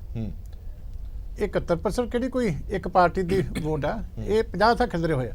2% ਕਰਕੇ 71% ਨਹੀਂ ਬਣਦੇ। ਇਹ ਜਿਹੜਾ ਦੇਸ਼ ਦਾ ਸਿਸਟਮ ਹੈ, ਉਹ ਜਿਹੜੀ ਸਿੰਗਲ ਲਾਰਜੈਸਟ ਪਾਰਟੀ ਹੁੰਦੀ ਹੈ, ਉਹੀ ਪਹਿਲਾਂ ਅੱਗੇ ਉਹਨੂੰ ਮੌਕਾ ਦਿੱਤਾ ਜਾਂਦਾ। ਇਸ ਕਰਕੇ ਪਹਿਲੀ ਗੱਲ ਕਿ ਲੌਜਿਕ ਦੱਸੋ, ਲੌਜਿਕ ਕੀ ਹੈ। ਹੁਣ ਵੀ ਕਈਆਂ ਨੇ 3-4 ਉਦਾਹਰਨਾਂ ਹੈ ਕਿ ਮਸ਼ੀਨ ਹੋਰ ਥਾਂ ਗਈ। ਲੱਖਾਂ ਮੁਲਾਜ਼ਮ ਹੈ ਜਿਹੜੇ ਉਸ ਦਿਨ ਇੱਕੋ ਦਿਨ ਦੇ ਵਿੱਚ ਉੱਥੋਂ ਲੈ ਕੇ ਮਸ਼ੀਨਾਂ ਮੈਜਿਸਟਰੇਟ ਦੇ ਕੋਲੋਂ, ਜਿਹੜਾ ਐਸਡੀਐਮ ਦੇ ਕੋਲੋਂ, ਤੇ ਆਪੋ ਆਪਣੇ ਜਿਹੜੇ ਥਾਵਾਂ ਤੇ ਜਾਂਦੇ। ਹੁਣ ਜੇ ਕਿਸੇ ਕੋਈ ਮੁਲਾਜ਼ਮ ਰਸਤੇ ਦੇ ਵਿੱਚ ਗਲਤੀ ਕਰਦਾ, ਕਿਤੇ ਕੋਈ ਸ਼ਰਾਬ ਪੀ ਲਵੇ, ਕੋਈ ਹੋਰ ਗਲਤੀ ਕਰ ਲਵੇ, ਜਾਂ ਕਿਸੇ ਵੇਲੇ ਕੋਈ ਆਪਣੇ ਬਿਨਾਂ ਇਜਾਜ਼ਤ ਤੋਂ ਕਿਤੇ ਉਧਰ ਉਧਰ ਠਹਿਰਦਾ, ਉਹ ਬੰਦਾ ਜਿਹਨੂੰ ਸਜ਼ਾ ਦਿੱਤੀ ਜਾ ਸਕਦੀ ਹੈ, ਇੰਪਰੂਵ ਕੀਤਾ ਜਾ ਸਕਦਾ ਉਸ ਗੱਲ ਨੂੰ। ਜੇ ਲੋਕੀ ਇਹਨੇ ਵਿਜੀਲੈਂਟ ਹੈ ਨਾ, ਕਿ ਜੇ ਕਿਸੇ ਨੇ ਕੀਤੀ ਹੈ ਕੋਸ਼ਿਸ਼, ਤੇ ਲੋਕੀ ਵੀ ਇੰਨਾ ਧਿਆਨ ਰੱਖ ਰਹੇ ਆ ਕਿ ਬੰਦਾ ਇੱਥੇ ਮਸ਼ੀਨ ਲੈ ਕੇ ਕਿਉਂ ਕਰ ਰਿਹਾ। ਇਹੀ ਸਾਡੀ ਬਿਊਟੀ ਹੈ ਨਾ ਜੀ, ਕਿ ਲੋਕੀ ਪਬਲਿਕ ਸਾਡੀ ਸੋਸਾਇਟੀ ਦੇ ਵਿੱਚ ਅਵੇਅਰਨੈਸ ਵਧਾਈ ਜਾਵੇ ਕਿ ਇਹ ਮਸ਼ੀਨ ਕਿੱਥੇ ਚਾਹੀਦੀ ਸੀ, ਇੱਥੇ ਕਿਉਂ ਹੈ। ਜੇ ਕੋਈ ਕਿਤੇ ਹੋਰ ਜਾ ਕੇ ਕਿਸੇ ਕੋਲ ਸਟੇ ਕੀਤਾ ਰਾਤ ਨੂੰ ਕਿ ਮੈਂ ਸਵੇਰੇ ਡਿਊਟੀ ਤੇ ਆ ਜਾਵਾਂਗਾ, ਨਾਲ ਮਸ਼ੀਨ ਲੈ ਕੇ ਗਿਆ, ਤੇ ਪਬਲਿਕ ਉਸੇ ਵੇਲੇ ਕੁਐਸਚਨ ਕਰਦੀ ਕਿ ਤੇਰੀ ਮਸ਼ੀਨ ਇੱਥੇ ਕਿਉਂ ਹੈ। ਇਹੀ ਸਾਡੀ ਲੋਕਾਂ ਦੀ ਸਟਰੈਂਥ ਹੈ ਨਾ। ਪਾਰਟੀਆਂ ਨੂੰ ਇਸ ਚੀਜ਼ ਨੂੰ ਐਪਰੀਸ਼ੀਏਟ ਕਰਨਾ ਚਾਹੀਦਾ ਕਿ ਜੇ ਕਿਤੇ 2-3 ਥਾਵਾਂ ਤੇ ਵੀ ਹੋਈ ਹੈ, ਵੀਵੀਪੈਟ ਸਾਰੀ ਤੁਸੀਂ ਗੱਲ ਹੁਣ ਵੀਵੀਪੈਟ ਤੋਂ ਉੱਤੇ ਜਾਂ ਤਾਂ ਸੁਜੈਸ਼ਨ ਦੇਣ। ਹੁਣ ਸੁਪਰੀਮ ਕੋਰਟ ਨੇ ਵੀ ਕੇਸ ਸੁਣਿਆ ਹੈ। ਦੇਖੋ, ਦੇਸ਼ ਦੀ ਸੁਪਰੀਮ ਕੋਰਟ ਹੈ, ਉਹ ਤਾਂ ਕਿਸੇ ਪਾਰਟੀ ਦੇ ਨਾਲ ਨਹੀਂ ਹੈ। ਸੁਪਰੀਮ ਕੋਰਟ ਨੇ ਵੀ ਇਸ ਗੱਲ ਨੂੰ ਮੰਨ ਲਿਆ ਕਿ ਨਹੀਂ, 5% ਬਹੁਤ ਹੈ, ਕਿਉਂਕਿ ਇੱਕ ਪਾਰਲੀਮੈਂਟ ਦੇ ਵਿੱਚ 90 ਮਸ਼ੀਨਾਂ ਜਿਹੜੀਆਂ ਨੇ ਉਹ ਫਿਜ਼ੀਕਲ ਕਾਊਂਟਿੰਗ ਉਹਨਾਂ ਦੀ ਹੋ ਜਾਏਗੀ। ਠੀਕ ਹੈ। ਹੁਣ 90 ਦੇ ਵਿੱਚ ਜੇ ਕੋਈ ਪ੍ਰੋਬਲਮ ਨਹੀਂ ਲੱਗਦੀ, ਤੇ ਤੁਸੀਂ ਹੁਣ ਜਿੱਦ ਚ ਆ ਜਾਓ ਜੀ ਵੀ ਨਹੀਂ ਜੀ ਅਸੀਂ ਸਾਰਾ ਦਿਨ ਉੱਥੇ 2 ਦਿਨ ਬੈਠੇ ਰਹਿਣਾ, ਫਿਰ ਸਿਸਟਮ ਬਣਾਉਣ ਦਾ ਕੀ ਫਾਇਦਾ? ਅੱਛਾ ਸਿਸਟਮ ਬਣਾਉਣ ਦਾ ਕੀ ਫਾਇਦਾ? ਸਾਡੇ ਜਿਹੜੇ ਮੈਨ ਜਿਹੜੇ ਬੰਦੇ ਦੇ ਕੰਮ ਕਰਨ ਦੇ ਜਿਹੜੇ ਦਿਨ ਨੇ, ਉਹਦੀ ਵੀ ਕੋਈ ਵੈਲਿਊ ਹੈ? ਸੁਪਰੀਮ ਕੋਰਟ ਇੰਨਾ ਪੈਸਾ ਨਹੀਂ ਖਰਚੋ ਤੇ 4 ਦਿਨ ਵੀ ਬਰਬਾਦ ਕਰੋ, ਕੋਈ ਫਾਇਦਾ ਹੈਗਾ? ਚਲੋ ਚੀਮਾ ਸਾਹਿਬ, ਸੁਪਰੀਮ ਕੋਰਟ ਦੇ ਕਿੰਨੇ ਫੈਸਲੇ ਪਿਛਲੇ 5 ਸਾਲ ਦੇ ਅੰਦਰ ਲੌਜਿਕ ਤਾਂ ਹੋਵੇ ਨਾ। ਨਹੀਂ, ਮਤਲਬ ਜੋ ਬੀਜੇਪੀ ਕਹੇਗੀ ਉਹ ਲੌਜੀਕਲ ਹੈ। ਜਿਹੜੀ ਇੱਕ ਹੋਰ ਅਹਿਮ ਮੁੱਦਾ, ਆਪਾਂ ਉਸ ਤੇ ਵੀ ਥੋੜੀ ਜੀ ਚਰਚਾ ਕਰਨੀ ਬੜੀ ਜ਼ਰੂਰੀ ਹੈ। ਵੀਵੀਪੈਟ ਦਾ ਜਦੋਂ ਸਿਸਟਮ ਬਣਾ ਲਿਆ, ਬਣ ਗਿਆ, ਫਿਰ ਇਸ ਮਾਮਲੇ 'ਚ ਪੋਲਰਾਈਜੇਸ਼ਨ ਕਿਉਂ ਆ ਕਿ 5% ਤੋਂ ਵੱਧ ਨਹੀਂ ਕਰਨਾ? ਕਿਸੇ ਜਗ੍ਹਾ ਤੇ ਕਿਸੇ ਵੋਟਰ ਨੇ ਸ਼ਿਕਾਇਤ ਆਈ ਹੈ ਕਿ ਮੈਂ ਵੋਟ ਜੀ ਕਾਂਗਰਸ ਨੂੰ ਪਾਈ ਆ ਤੇ ਨਿਕਲੀ ਕਮਲ ਦੇ ਫੁੱਲ ਤੇ ਆ? ਕਦੇ ਸ਼ਿਕਾਇਤ ਆਈ ਕੋਈ? ਉਹਨਾਂ ਨੇ ਦੇਖੀਆਂ ਵੋਟ ਪੈਂਦੀ ਹੋਈ ਦਿਸਦੀ ਆ, ਸ਼ਿਕਾਇਤਾਂ ਆਈਆਂ ਜੀ, ਸ਼ਿਕਾਇਤਾਂ ਆਈਆਂ ਤਾਂ ਉਹਦਾ ਨਿਵਾਰਨ ਵੀ ਹੋਏਗਾ ਹੋਊਗਾ। ਮਸ਼ੀਨਾਂ ਖਰਾਬ, ਸ਼ਿਕਾਇਤਾਂ ਤਾਂ ਆਈਆਂ ਨਾ, ਕਈ ਜਗ੍ਹਾ ਖਰਾਬ ਹੋ ਜਾਂਦੀ ਹੈ। ਅੱਛਾ ਚਲੋ ਇੱਕ ਮਿੰਟ, ਸੰਗੇੜਾ ਸਾਹਿਬ ਜਿਹੜੀ ਗੱਲ, ਅੱਛਾ ਸੰਗੇੜਾ ਸਾਹਿਬ, ਆਮ ਆਦਮੀ ਪਾਰਟੀ ਇਸ ਗੱਲ ਦਾ ਸਮਰਥਨ ਕਰਦੀ ਹੈ ਕਿ ਬੈਲਟ ਪੇਪਰ ਦੇ ਦੁਆਰਾ ਕੀਤੀ ਜਾਵੇ ਵੋਟ ਪ੍ਰਕਿਰਿਆ? ਨਹੀਂ, ਦੇਖੋ, ਮੈਂ ਤਾਂ ਇਸ ਗੱਲ ਦਾ ਧਾਰਨੀ ਹੈ ਕਿ ਇਸ ਗੱਲ ਨੂੰ ਜਿਹੜੀ ਸਾਰੀਆਂ ਪਾਰਟੀਆਂ ਦੀ ਇੱਕ ਕਮੇਟੀ ਬਣਾ ਕੇ ਇਹਨੂੰ ਆਫ ਦੀ ਇਲੈਕਸ਼ਨ ਤੋਂ ਬਿਨਾਂ ਇਹ ਚੀਜ਼ ਨੂੰ ਸੈਟਲ ਕਰਨਾ ਚਾਹੀਦਾ ਹੈ। ਜਿਸ ਤਰ੍ਹਾਂ ਗੱਲ ਰਿਵਾਈਜ਼ ਹੁੰਦੀ ਵੀਵੀਪੈਟ ਤੱਕ ਆ ਗਈ, ਹਾਂਜੀ, ਤੇ ਹੁਣ ਇਸ ਵੇਲੇ ਜਿਹੜੀ ਡਿਮਾਂਡ ਹੋ ਰਹੀ ਹੈ ਉਹ ਵੀਵੀਪੈਟ ਦੀ ਗਿਣਤੀ 50% ਗਿਣਤੀ ਕਰਨੀ ਹੋਈ ਹੈ। ਛੋਟਾ ਜਿਹਾ ਰੋਕਾਂਗੇ ਤੁਹਾਨੂੰ। ਵੀਵੀਪੈਟ ਦੀ ਗੱਲ 1% ਤੇ ਪਹਿਲਾਂ ਹੋਈ ਸੀ ਕਿ 1% ਜਿਹੜੀਆਂ ਮਸ਼ੀਨਾਂ ਮੇਲ ਕੀਤੀਆਂ ਜਾਣਗੀਆਂ। ਉਸ ਤੋਂ ਬਾਅਦ ਇਹ ਡਿਮਾਂਡ ਹੋਈ ਕਿ ਇਹ ਵਧਾਇਆ ਜਾਵੇ। ਉਸ ਤੋਂ ਬਾਅਦ ਇਹ ਗੱਲ 5% ਤੇ ਆ ਕੇ ਥੰਮ ਗਈ। 5% ਜਦੋਂ ਹੋਇਆ ਤਾਂ ਉਸ ਤੋਂ ਬਾਅਦ ਵੀ ਪਾਰਟੀਆਂ ਨੇ ਕੋਈ ਰੌਲਾ ਨਹੀਂ ਪਾਇਆ। ਉਸ ਤੋਂ ਬਾਅਦ ਚੋਣ ਪ੍ਰਕਿਰਿਆ ਦਾ ਹਿੱਸਾ ਬਣ ਗਈਆਂ। ਉਹ ਸਾਰੀਆਂ ਪਾਰਟੀਆਂ ਨੇ ਚੋਣ ਪ੍ਰਕਿਰਿਆ ਦੇ ਵਿੱਚ ਸ਼ਮੂਲੀਅਤ ਕੀਤੀ। ਉਸ ਤੋਂ ਬਾਅਦ ਚੋਣਾਂ ਹੋ ਗਈਆਂ, 7 ਫੇਸ ਨਿਕਲ ਗਏ। ਹੁਣ ਉਸ ਚੀਜ਼ ਦਾ ਕੀ ਮਤਲਬ ਰਹਿ ਜਾਂਦਾ ਹੈ? ਜਦੋਂ ਤੁਹਾਨੂੰ 5% ਪਸੰਦ ਨਹੀਂ ਸੀ, ਤੁਹਾਨੂੰ ਚੋਣਾਂ ਦਾ ਬਾਈਕਾਟ ਕਰਨਾ ਚਾਹੀਦਾ ਸੀ ਜਾਂ ਉਦੋਂ ਹੋਰ ਡਿਮਾਂਡ ਕਰਨੀ ਚਾਹੀਦੀ ਸੀ? ਜਦੋਂ 5% ਤੇ ਇੱਕ ਵਾਰ ਸੈਟੀਸਫੈਕਸ਼ਨ ਹੋ ਗਈ ਸੀ, ਉਸ ਤੋਂ ਬਾਅਦ ਹੁਣ ਨਤੀਜੇ ਜਦੋਂ ਆਣੇ ਨੇ, ਇਹ ਤੁਹਾਨੂੰ ਲੱਗਦਾ ਹੈ ਕਿ ਇਹ ਟਾਈਮਿੰਗ ਬੇਮਾਇਨੇ ਨਹੀਂ ਹੈ? ਦੇਖੋ, ਸੋਸ਼ਲ ਮੀਡੀਆ ਤੇ ਵੀ ਹਰਪ੍ਰੀਤ ਜੀ ਬਹੁਤ ਕੁਝ ਘੁੰਮ ਰਿਹਾ ਆ। ਹੁਣ ਇੰਨੀ ਡਿਟੇਲ 'ਚ ਇੱਥੇ ਬੋਲਣ ਦਾ ਨਹੀਂ ਬਣਦੀ ਗੱਲ, ਤੇ ਪਰ 50% ਕਰਵਾਉਣ ਵਿੱਚ ਵੀ ਆਪਾਂ ਨੂੰ ਕੀ ਹੋ ਜਾਏ, ਥੋੜਾ ਬਹੁਤ ਟਾਈਮ ਲੱਗ ਜਾਏਗਾ। ਲੇਬਰ ਫੋਰਸ ਆਪਣਾ ਤਾਂ ਕੋਈ ਲੇਬਰ ਫੋਰਸ ਥੋੜੀ ਜਿਹੀ ਜ਼ਿਆਦਾ ਲੱਗ ਜਾਏਗੀ, ਕਾਗਜ਼ ਵੀ ਲੱਗ ਚੁੱਕਿਆ, ਆਲ ਟੂਗੇਦਰ ਸਾਰਾ ਨਿਪਟਾਰਾ ਹੀ ਹੋ ਜਾਂਦਾ ਇਸ ਗੱਲ ਦਾ। ਆਪਾਂ ਵੀ ਜਾਂ ਮਤਲਬ ਜਿਹੜੀ ਮੌਜੂਦਾ ਧਿਰ ਹੈਗੀ ਆ, ਜਿਹੜੀ ਸਰਕਾਰ 'ਚ ਧਿਰ ਹੈਗੀ ਹੈ, ਉਹ ਭਾਵੇਂ ਸੁਪਰੀਮ ਕੋਰਟ ਨੇ ਫੈਸਲਾ ਦਿੱਤਾ ਉਸ ਕੇਸ ਦਾ ਜਿਹੜਾ ਸੁਪਰੀਮ ਕੋਰਟ ਦੇ ਸਾਹਮਣੇ ਪੇਸ਼ ਕੀਤਾ ਗਿਆ, ਫਿਲਹਾਲ ਅਸੀਂ ਅੱਧੇ ਮੁਲਕ ਦੀ ਚੋਣ ਬੈਲਟ ਪੇਪਰ ਨਾਲ ਕਰਾਉਣ ਦੀ ਗੱਲ ਕਰ ਰਹੇ ਹਾਂ, ਅੱਧੇ ਮੁਲਕ ਦੀ ਚੋਣ ਈਵੀਐਮ ਮਸ਼ੀਨ। ਤੁਸੀਂ ਗੱਲ ਕਰਦੇ ਆ, ਚਲੋ ਆਪਾਂ ਇੱਕ ਹੋਰ ਹੋ ਚੁੱਕਿਆ ਕਰਕੇ ਕਿਹਾ ਬੈਲਟ ਪੇਪਰ ਹੋ ਚੁੱਕਿਆ, ਕਾਗਜ਼ ਕੱਢ ਚੁੱਕਿਆ, ਪਰਚੀ ਬਣ ਚੁੱਕੀ, ਗਿਣਤੀ ਕਰਨ 'ਚ ਕੀ ਫਰਕ ਹੈ? ਮੈਂ ਇਸੇ ਕਰਕੇ ਕਿਹਾ ਵੀ ਇਹ ਚੀਜ਼ ਦਾ ਮੁਕੰਮਲ ਫੈਸਲਾ ਜਿਹੜਾ ਆ ਚੋਣਾਂ ਤੋਂ ਬਿਨਾਂ ਹੋਣਾ ਚਾਹੀਦਾ ਸੀ। ਸਾਰੀਆਂ ਪਾਰਟੀਆਂ ਦੀ ਕਮੇਟੀ ਬਣਾ ਕੇ ਹੁਣ ਵੀ ਕਰਨਾ ਚਾਹੀਦਾ। ਬਾਅਦ ਚੀਮਾ ਸਾਹਿਬ, ਅਕਾਲੀ ਦਲ ਇੱਕ ਇਲਜ਼ਾਮ ਕਾਂਗਰਸ ਤੇ ਇਹਨਾਂ ਦਿਨਾਂ ਦੇ ਵਿੱਚ ਬੜਾ ਲਾ ਰਿਹਾ ਕਿ ਪੰਜਾਬ ਕਾਂਗਰਸ ਨੂੰ ਹਾਰ ਦਾ ਡਰ ਸਤਾ ਰਿਹਾ, ਇਸ ਲਈ ਹਾਰ ਦਾ ਠੀਕਰਾ ਭੰਨਣ ਦੀ ਗੱਲ ਕੀਤੀ ਜਾ ਰਹੀ ਹੈ। ਨਵਜੋਤ ਸਿੱਧੂ ਕੈਪਟਨ ਦੇ ਸਿਰ ਭੰਨਣਾ ਚਾਹੁੰਦੇ ਨੇ ਹਾਰ ਦਾ ਠੀਕਰਾ, ਔਰ ਕੈਪਟਨ ਅਮਰਿੰਦਰ ਸਿੰਘ ਨੇ ਚੋਣਾਂ ਦੇ ਦਿਨ ਹੀ ਠੀਕਰਾ ਭੰਨ ਦਿੱਤਾ ਸੀ ਨਵਜੋਤ ਸਿੰਘ ਸਿੱਧੂ ਦਾ। ਇਹ ਚੀਜ਼ ਜਿਹੜੀ ਇਹਨਾਂ ਦੀ ਆਪਸੀ ਪਾਰਟੀ ਦੀ ਖਾਨਾ ਜੰਗੀ ਜੇ ਹੈ ਵੀ ਹੈ, ਇਸ ਨੂੰ ਜਿੱਤ ਹਾਰ ਦੇ ਨਾਲ ਤੁਸੀਂ ਕਿਉਂ ਜੋੜ ਰਹੇ ਹੋ? ਨਹੀਂ, ਜਿੱਤ ਹਾਰ ਨਹੀਂ, ਕਿਉਂਕਿ ਇਹਨਾਂ ਨੇ ਜਿਹੜਾ ਸਲੋਗਨ ਦਿੱਤਾ ਸੀ ਇਲੈਕਸ਼ਨ ਤੋਂ ਪਹਿਲਾਂ ਮਿਸ਼ਨ 13 ਦਾ, ਇਹਨਾਂ ਨੂੰ ਲੱਗਦਾ ਸੀ ਕਿ ਬਹੁਤ ਹੀ ਕੇਕ ਵਾਕ ਹੈ ਸਾਡੇ ਵਾਸਤੇ, ਅਸੀਂ ਜਾਣਾ ਤੇ ਲੋਕੀ ਇੰਤਜ਼ਾਰ ਹੀ ਕਰਦੇ ਹੋਣੇ ਆ ਵੀ ਮੰਤਰੀ ਸਾਹਿਬਾਨ ਆਉਣਗੇ, ਐਮਐਲਏ ਸਾਹਿਬਾਨ ਰੂਲਿੰਗ ਪਾਰਟੀ ਦੇ ਆਉਣਗੇ। ਪਰ ਜਦੋਂ ਹਾਲ ਦੇਖਿਆ ਇਹਨਾਂ ਨੇ ਪਬਲਿਕ ਦੇ ਵਿੱਚ ਜਾ ਕੇ 2.25 ਸਾਲ ਬਾਅਦ, ਤੇ ਉਹ ਹਾਲਾਤ ਬੜੇ ਵੱਖਰੇ ਸੀ। ਇਸ ਕਰਕੇ ਪਹਿਲਾਂ ਸਰਦਾਰ ਨਵਜੋਤ ਸਿੰਘ ਸਿੱਧੂ ਨੇ ਦੂਜਾ ਸਟੇਟਮੈਂਟ ਦਿੱਤੀ, ਉਹਨਾਂ ਨੇ ਤਾਂ ਖੁੱਲ੍ਹ ਕੇ ਕੈਪਟਨ ਅਮਰਿੰਦਰ ਸਿੰਘ ਦੇ ਖਿਲਾਫ ਹੀ ਦਿੱਤੀ, ਉਹਨਾਂ ਦੀ ਮੈਸੇਜ ਨੇ ਰੈਜਿਗਨੇਸ਼ਨ ਤੱਕ ਵੀ ਮੰਗ ਲਿਆ। ਫਿਰ ਕੈਪਟਨ ਅਮਰਿੰਦਰ ਸਿੰਘ ਨੇ ਪੋਲਿੰਗ ਵਾਲੇ ਦਿਨ ਜਿਹੜੀ ਹੈਗੀ ਆ ਇਹ ਕਿਹਾ ਕਿ ਇਹ ਜਿਹੜੀ ਹੈਗੀ ਆ ਜਿਹੜੀ ਟਾਈਮਿੰਗ ਹੈ ਸਟੇਟਮੈਂਟ ਦੀ, ਇਹ ਕਾਂਗਰਸ ਨੂੰ ਡੈਮੇਜ ਕਰੇਗੀ। ਹੁਣ ਸਰਦਾਰ ਲਾਲ ਸਿੰਘ ਨੇ ਕੱਲ ਕਹਿਤਾ ਕਿ ਹੁਣ ਜਿੰਨੀਆਂ ਸੀਟਾਂ ਘਟਣਗੀਆਂ ਇਹ ਸਿੱਧੂ ਸਾਹਿਬ ਦੀ ਸਟੇਟਮੈਂਟ ਕਰਕੇ ਘਟਣਗੀਆਂ। ਤੇ ਕੁਦਰਤੀ ਗੱਲ ਆ, ਅਸੀਂ ਤਾਂ ਕਿਹਾ ਸੀ ਵੀ ਸਾਡੇ ਵਾਸਤੇ ਤਾਂ ਕਾਂਗਰਸ ਦਾ ਐਗਜ਼ਿਟ ਪੋਲ ਆ ਕਿ ਜਦੋਂ ਆਪੋਜੀਸ਼ਨ ਤੁਹਾਡੇ ਜਿਹੜੇ ਦੂਜੇ ਵਿਰੋਧੀ ਨੇ ਉਹ ਇਸ ਗੱਲ ਤੇ ਲੜਨ ਲੱਗ ਜਾਣ ਵੀ ਤੇਰੇ ਕਰਕੇ ਹਾਰੀਆਂ, ਤੇਰੇ ਕਰਕੇ ਹਾਰੀਆਂ, ਇਹਦਾ ਮਤਲਬ ਵੀ ਹਾਰੀਆਂ ਤਾਂ ਲੱਗਦਾ ਇਹਨਾਂ ਨੂੰ ਵੀ ਹਾਰੀਆਂ, ਕਿਉਂਕਿ ਸਰਕਾਰ ਕੋਲ ਇੰਟੈਲੀਜੈਂਸ ਤੇ ਦੂਜੇ ਤੀਜੇ ਹੋਰ ਵੀ ਸਾਧਨ ਹੁੰਦੇ ਆ, ਪਤਾ ਪੁੱਤਾ ਤਾਂ ਸਰਕਾਰ ਕਰਾਈ ਲੈਂਦੀ ਹੈ ਵੀ ਕਿੱਥੇ ਕੁਝ ਖੜੇ ਆ ਲੋਕੀ। ਇਸ ਕਰਕੇ ਸਾਨੂੰ ਤਾਂ ਇਹੀ ਲੱਗਿਆ ਕਿ ਉਹ ਹਾਰ ਦੀ ਲੜਾਈ ਹੈ, ਚਲੋ ਕੱਲ ਕਲੀਅਰ ਹੋ ਜਾਣੀ ਹੈ, ਕੱਲ ਕੋਈ ਡਾਊਟ ਨਹੀਂ ਰਹਿ ਜਾਣਾ, ਰਿਜ਼ਲਟ ਤਾਂ ਕੱਲ ਹੀ ਆਉਣਾ। ਇੱਕ ਜਿਹੜੀ ਸੀ ਇਹਨਾਂ ਦੀ ਸਿਗਨਲ ਜ਼ਰੂਰ ਗਿਆ ਇਹਨਾਂ ਦੀ ਇਸ ਗੱਲ ਤੋਂ ਕਿ ਇਹਨਾਂ ਨੇ ਸਵੀਕਾਰ ਕਰ ਲਿਆ ਕਿ ਉਹ ਹਾਲ ਜਿਹੜਾ ਸਾਡਾ ਉਹ ਮਾੜਾ ਹੋਇਆ। ਰਠੌੜ ਸਾਹਿਬ, ਪੰਜਾਬੀ ਦੀ ਕਹਾਵਤ ਆ, ਹਾਸੇ ਦਾ ਨਾਂ ਨਹੀਂ ਰੋਣੇ ਦਾ ਸਿਆਪੇ ਪੈ ਜਾਂਦੇ ਆ, ਇਹੀ ਹਾਲਾਤ ਹੋ ਰਹੇ ਨੇ। ਜੇ ਜਿੱਤ ਦਾ ਤਾਂ ਕੋਈ ਗੱਲ ਕਰ ਨਹੀਂ ਰਿਹਾ, ਜੇ ਸੀਟਾਂ ਹਾਰੀਆਂ ਤਾਂ ਇੱਕ ਦੂਜੇ ਤੇ ਠੀਕਰਾ ਪੰਨਿਆ ਜਾ ਰਿਹਾ। ਦੇਖੋ, ਉਦਾਹਰਨਾਂ ਤਾਂ ਵੈਸੇ ਠੀਕ ਹੀ ਹੁੰਦੀਆਂ, ਜਿਹੜੇ ਪਹਿਲੀ ਕਹਾਵਤਾਂ ਹੁੰਦੀਆਂ ਠੀਕ ਹੁੰਦੀਆਂ, ਲੇਕਿਨ ਮੈਂ ਨਹੀਂ ਇਸ ਚੀਜ਼ ਨੂੰ ਆਪਾਂ ਜੋੜ ਕੇ ਦੇਖ ਸਕਦੇ ਕਿ ਨਹੀਂ ਦੇਖ ਸਕਦੇ, ਜਿਹੜੀ ਇਹ ਗੱਲ ਕਰ ਰਹੀ ਹੈ ਬੇਮਾਇਨੇ ਚੀਜ਼ ਹੈ ਵੈਸੇ, ਪਰ ਟਾਈਮਿੰਗ ਬੜੀ ਅਜੀਬ ਜੀ ਹੈ। ਹਾਂ, ਟਾਈਮਿੰਗ ਤੋਂ ਬਿਲਕੁਲ ਇੱਕ ਦਿਨ ਪਹਿਲਾਂ ਮੈਂ ਬਿਲਕੁਲ ਸਮਝਦਾ ਕਿ ਟਾਈਮਿੰਗ ਬੜੀ ਗਲਤ ਹੈ, ਜਗ੍ਹਾ ਬੜੀ ਗਲਤ ਹੈ, ਹੋਣਾ ਨਹੀਂ ਚਾਹੀਦਾ ਸੀਗਾ, ਲੇਕਿਨ ਇਹ ਹੋਇਆ। ਜੋ ਹੋ ਚੁੱਕਿਆ ਆਪਾਂ ਉਸ ਚੀਜ਼ ਤੋਂ ਇਨਕਾਰ ਨਹੀਂ ਕਰ ਸਕਦੇ।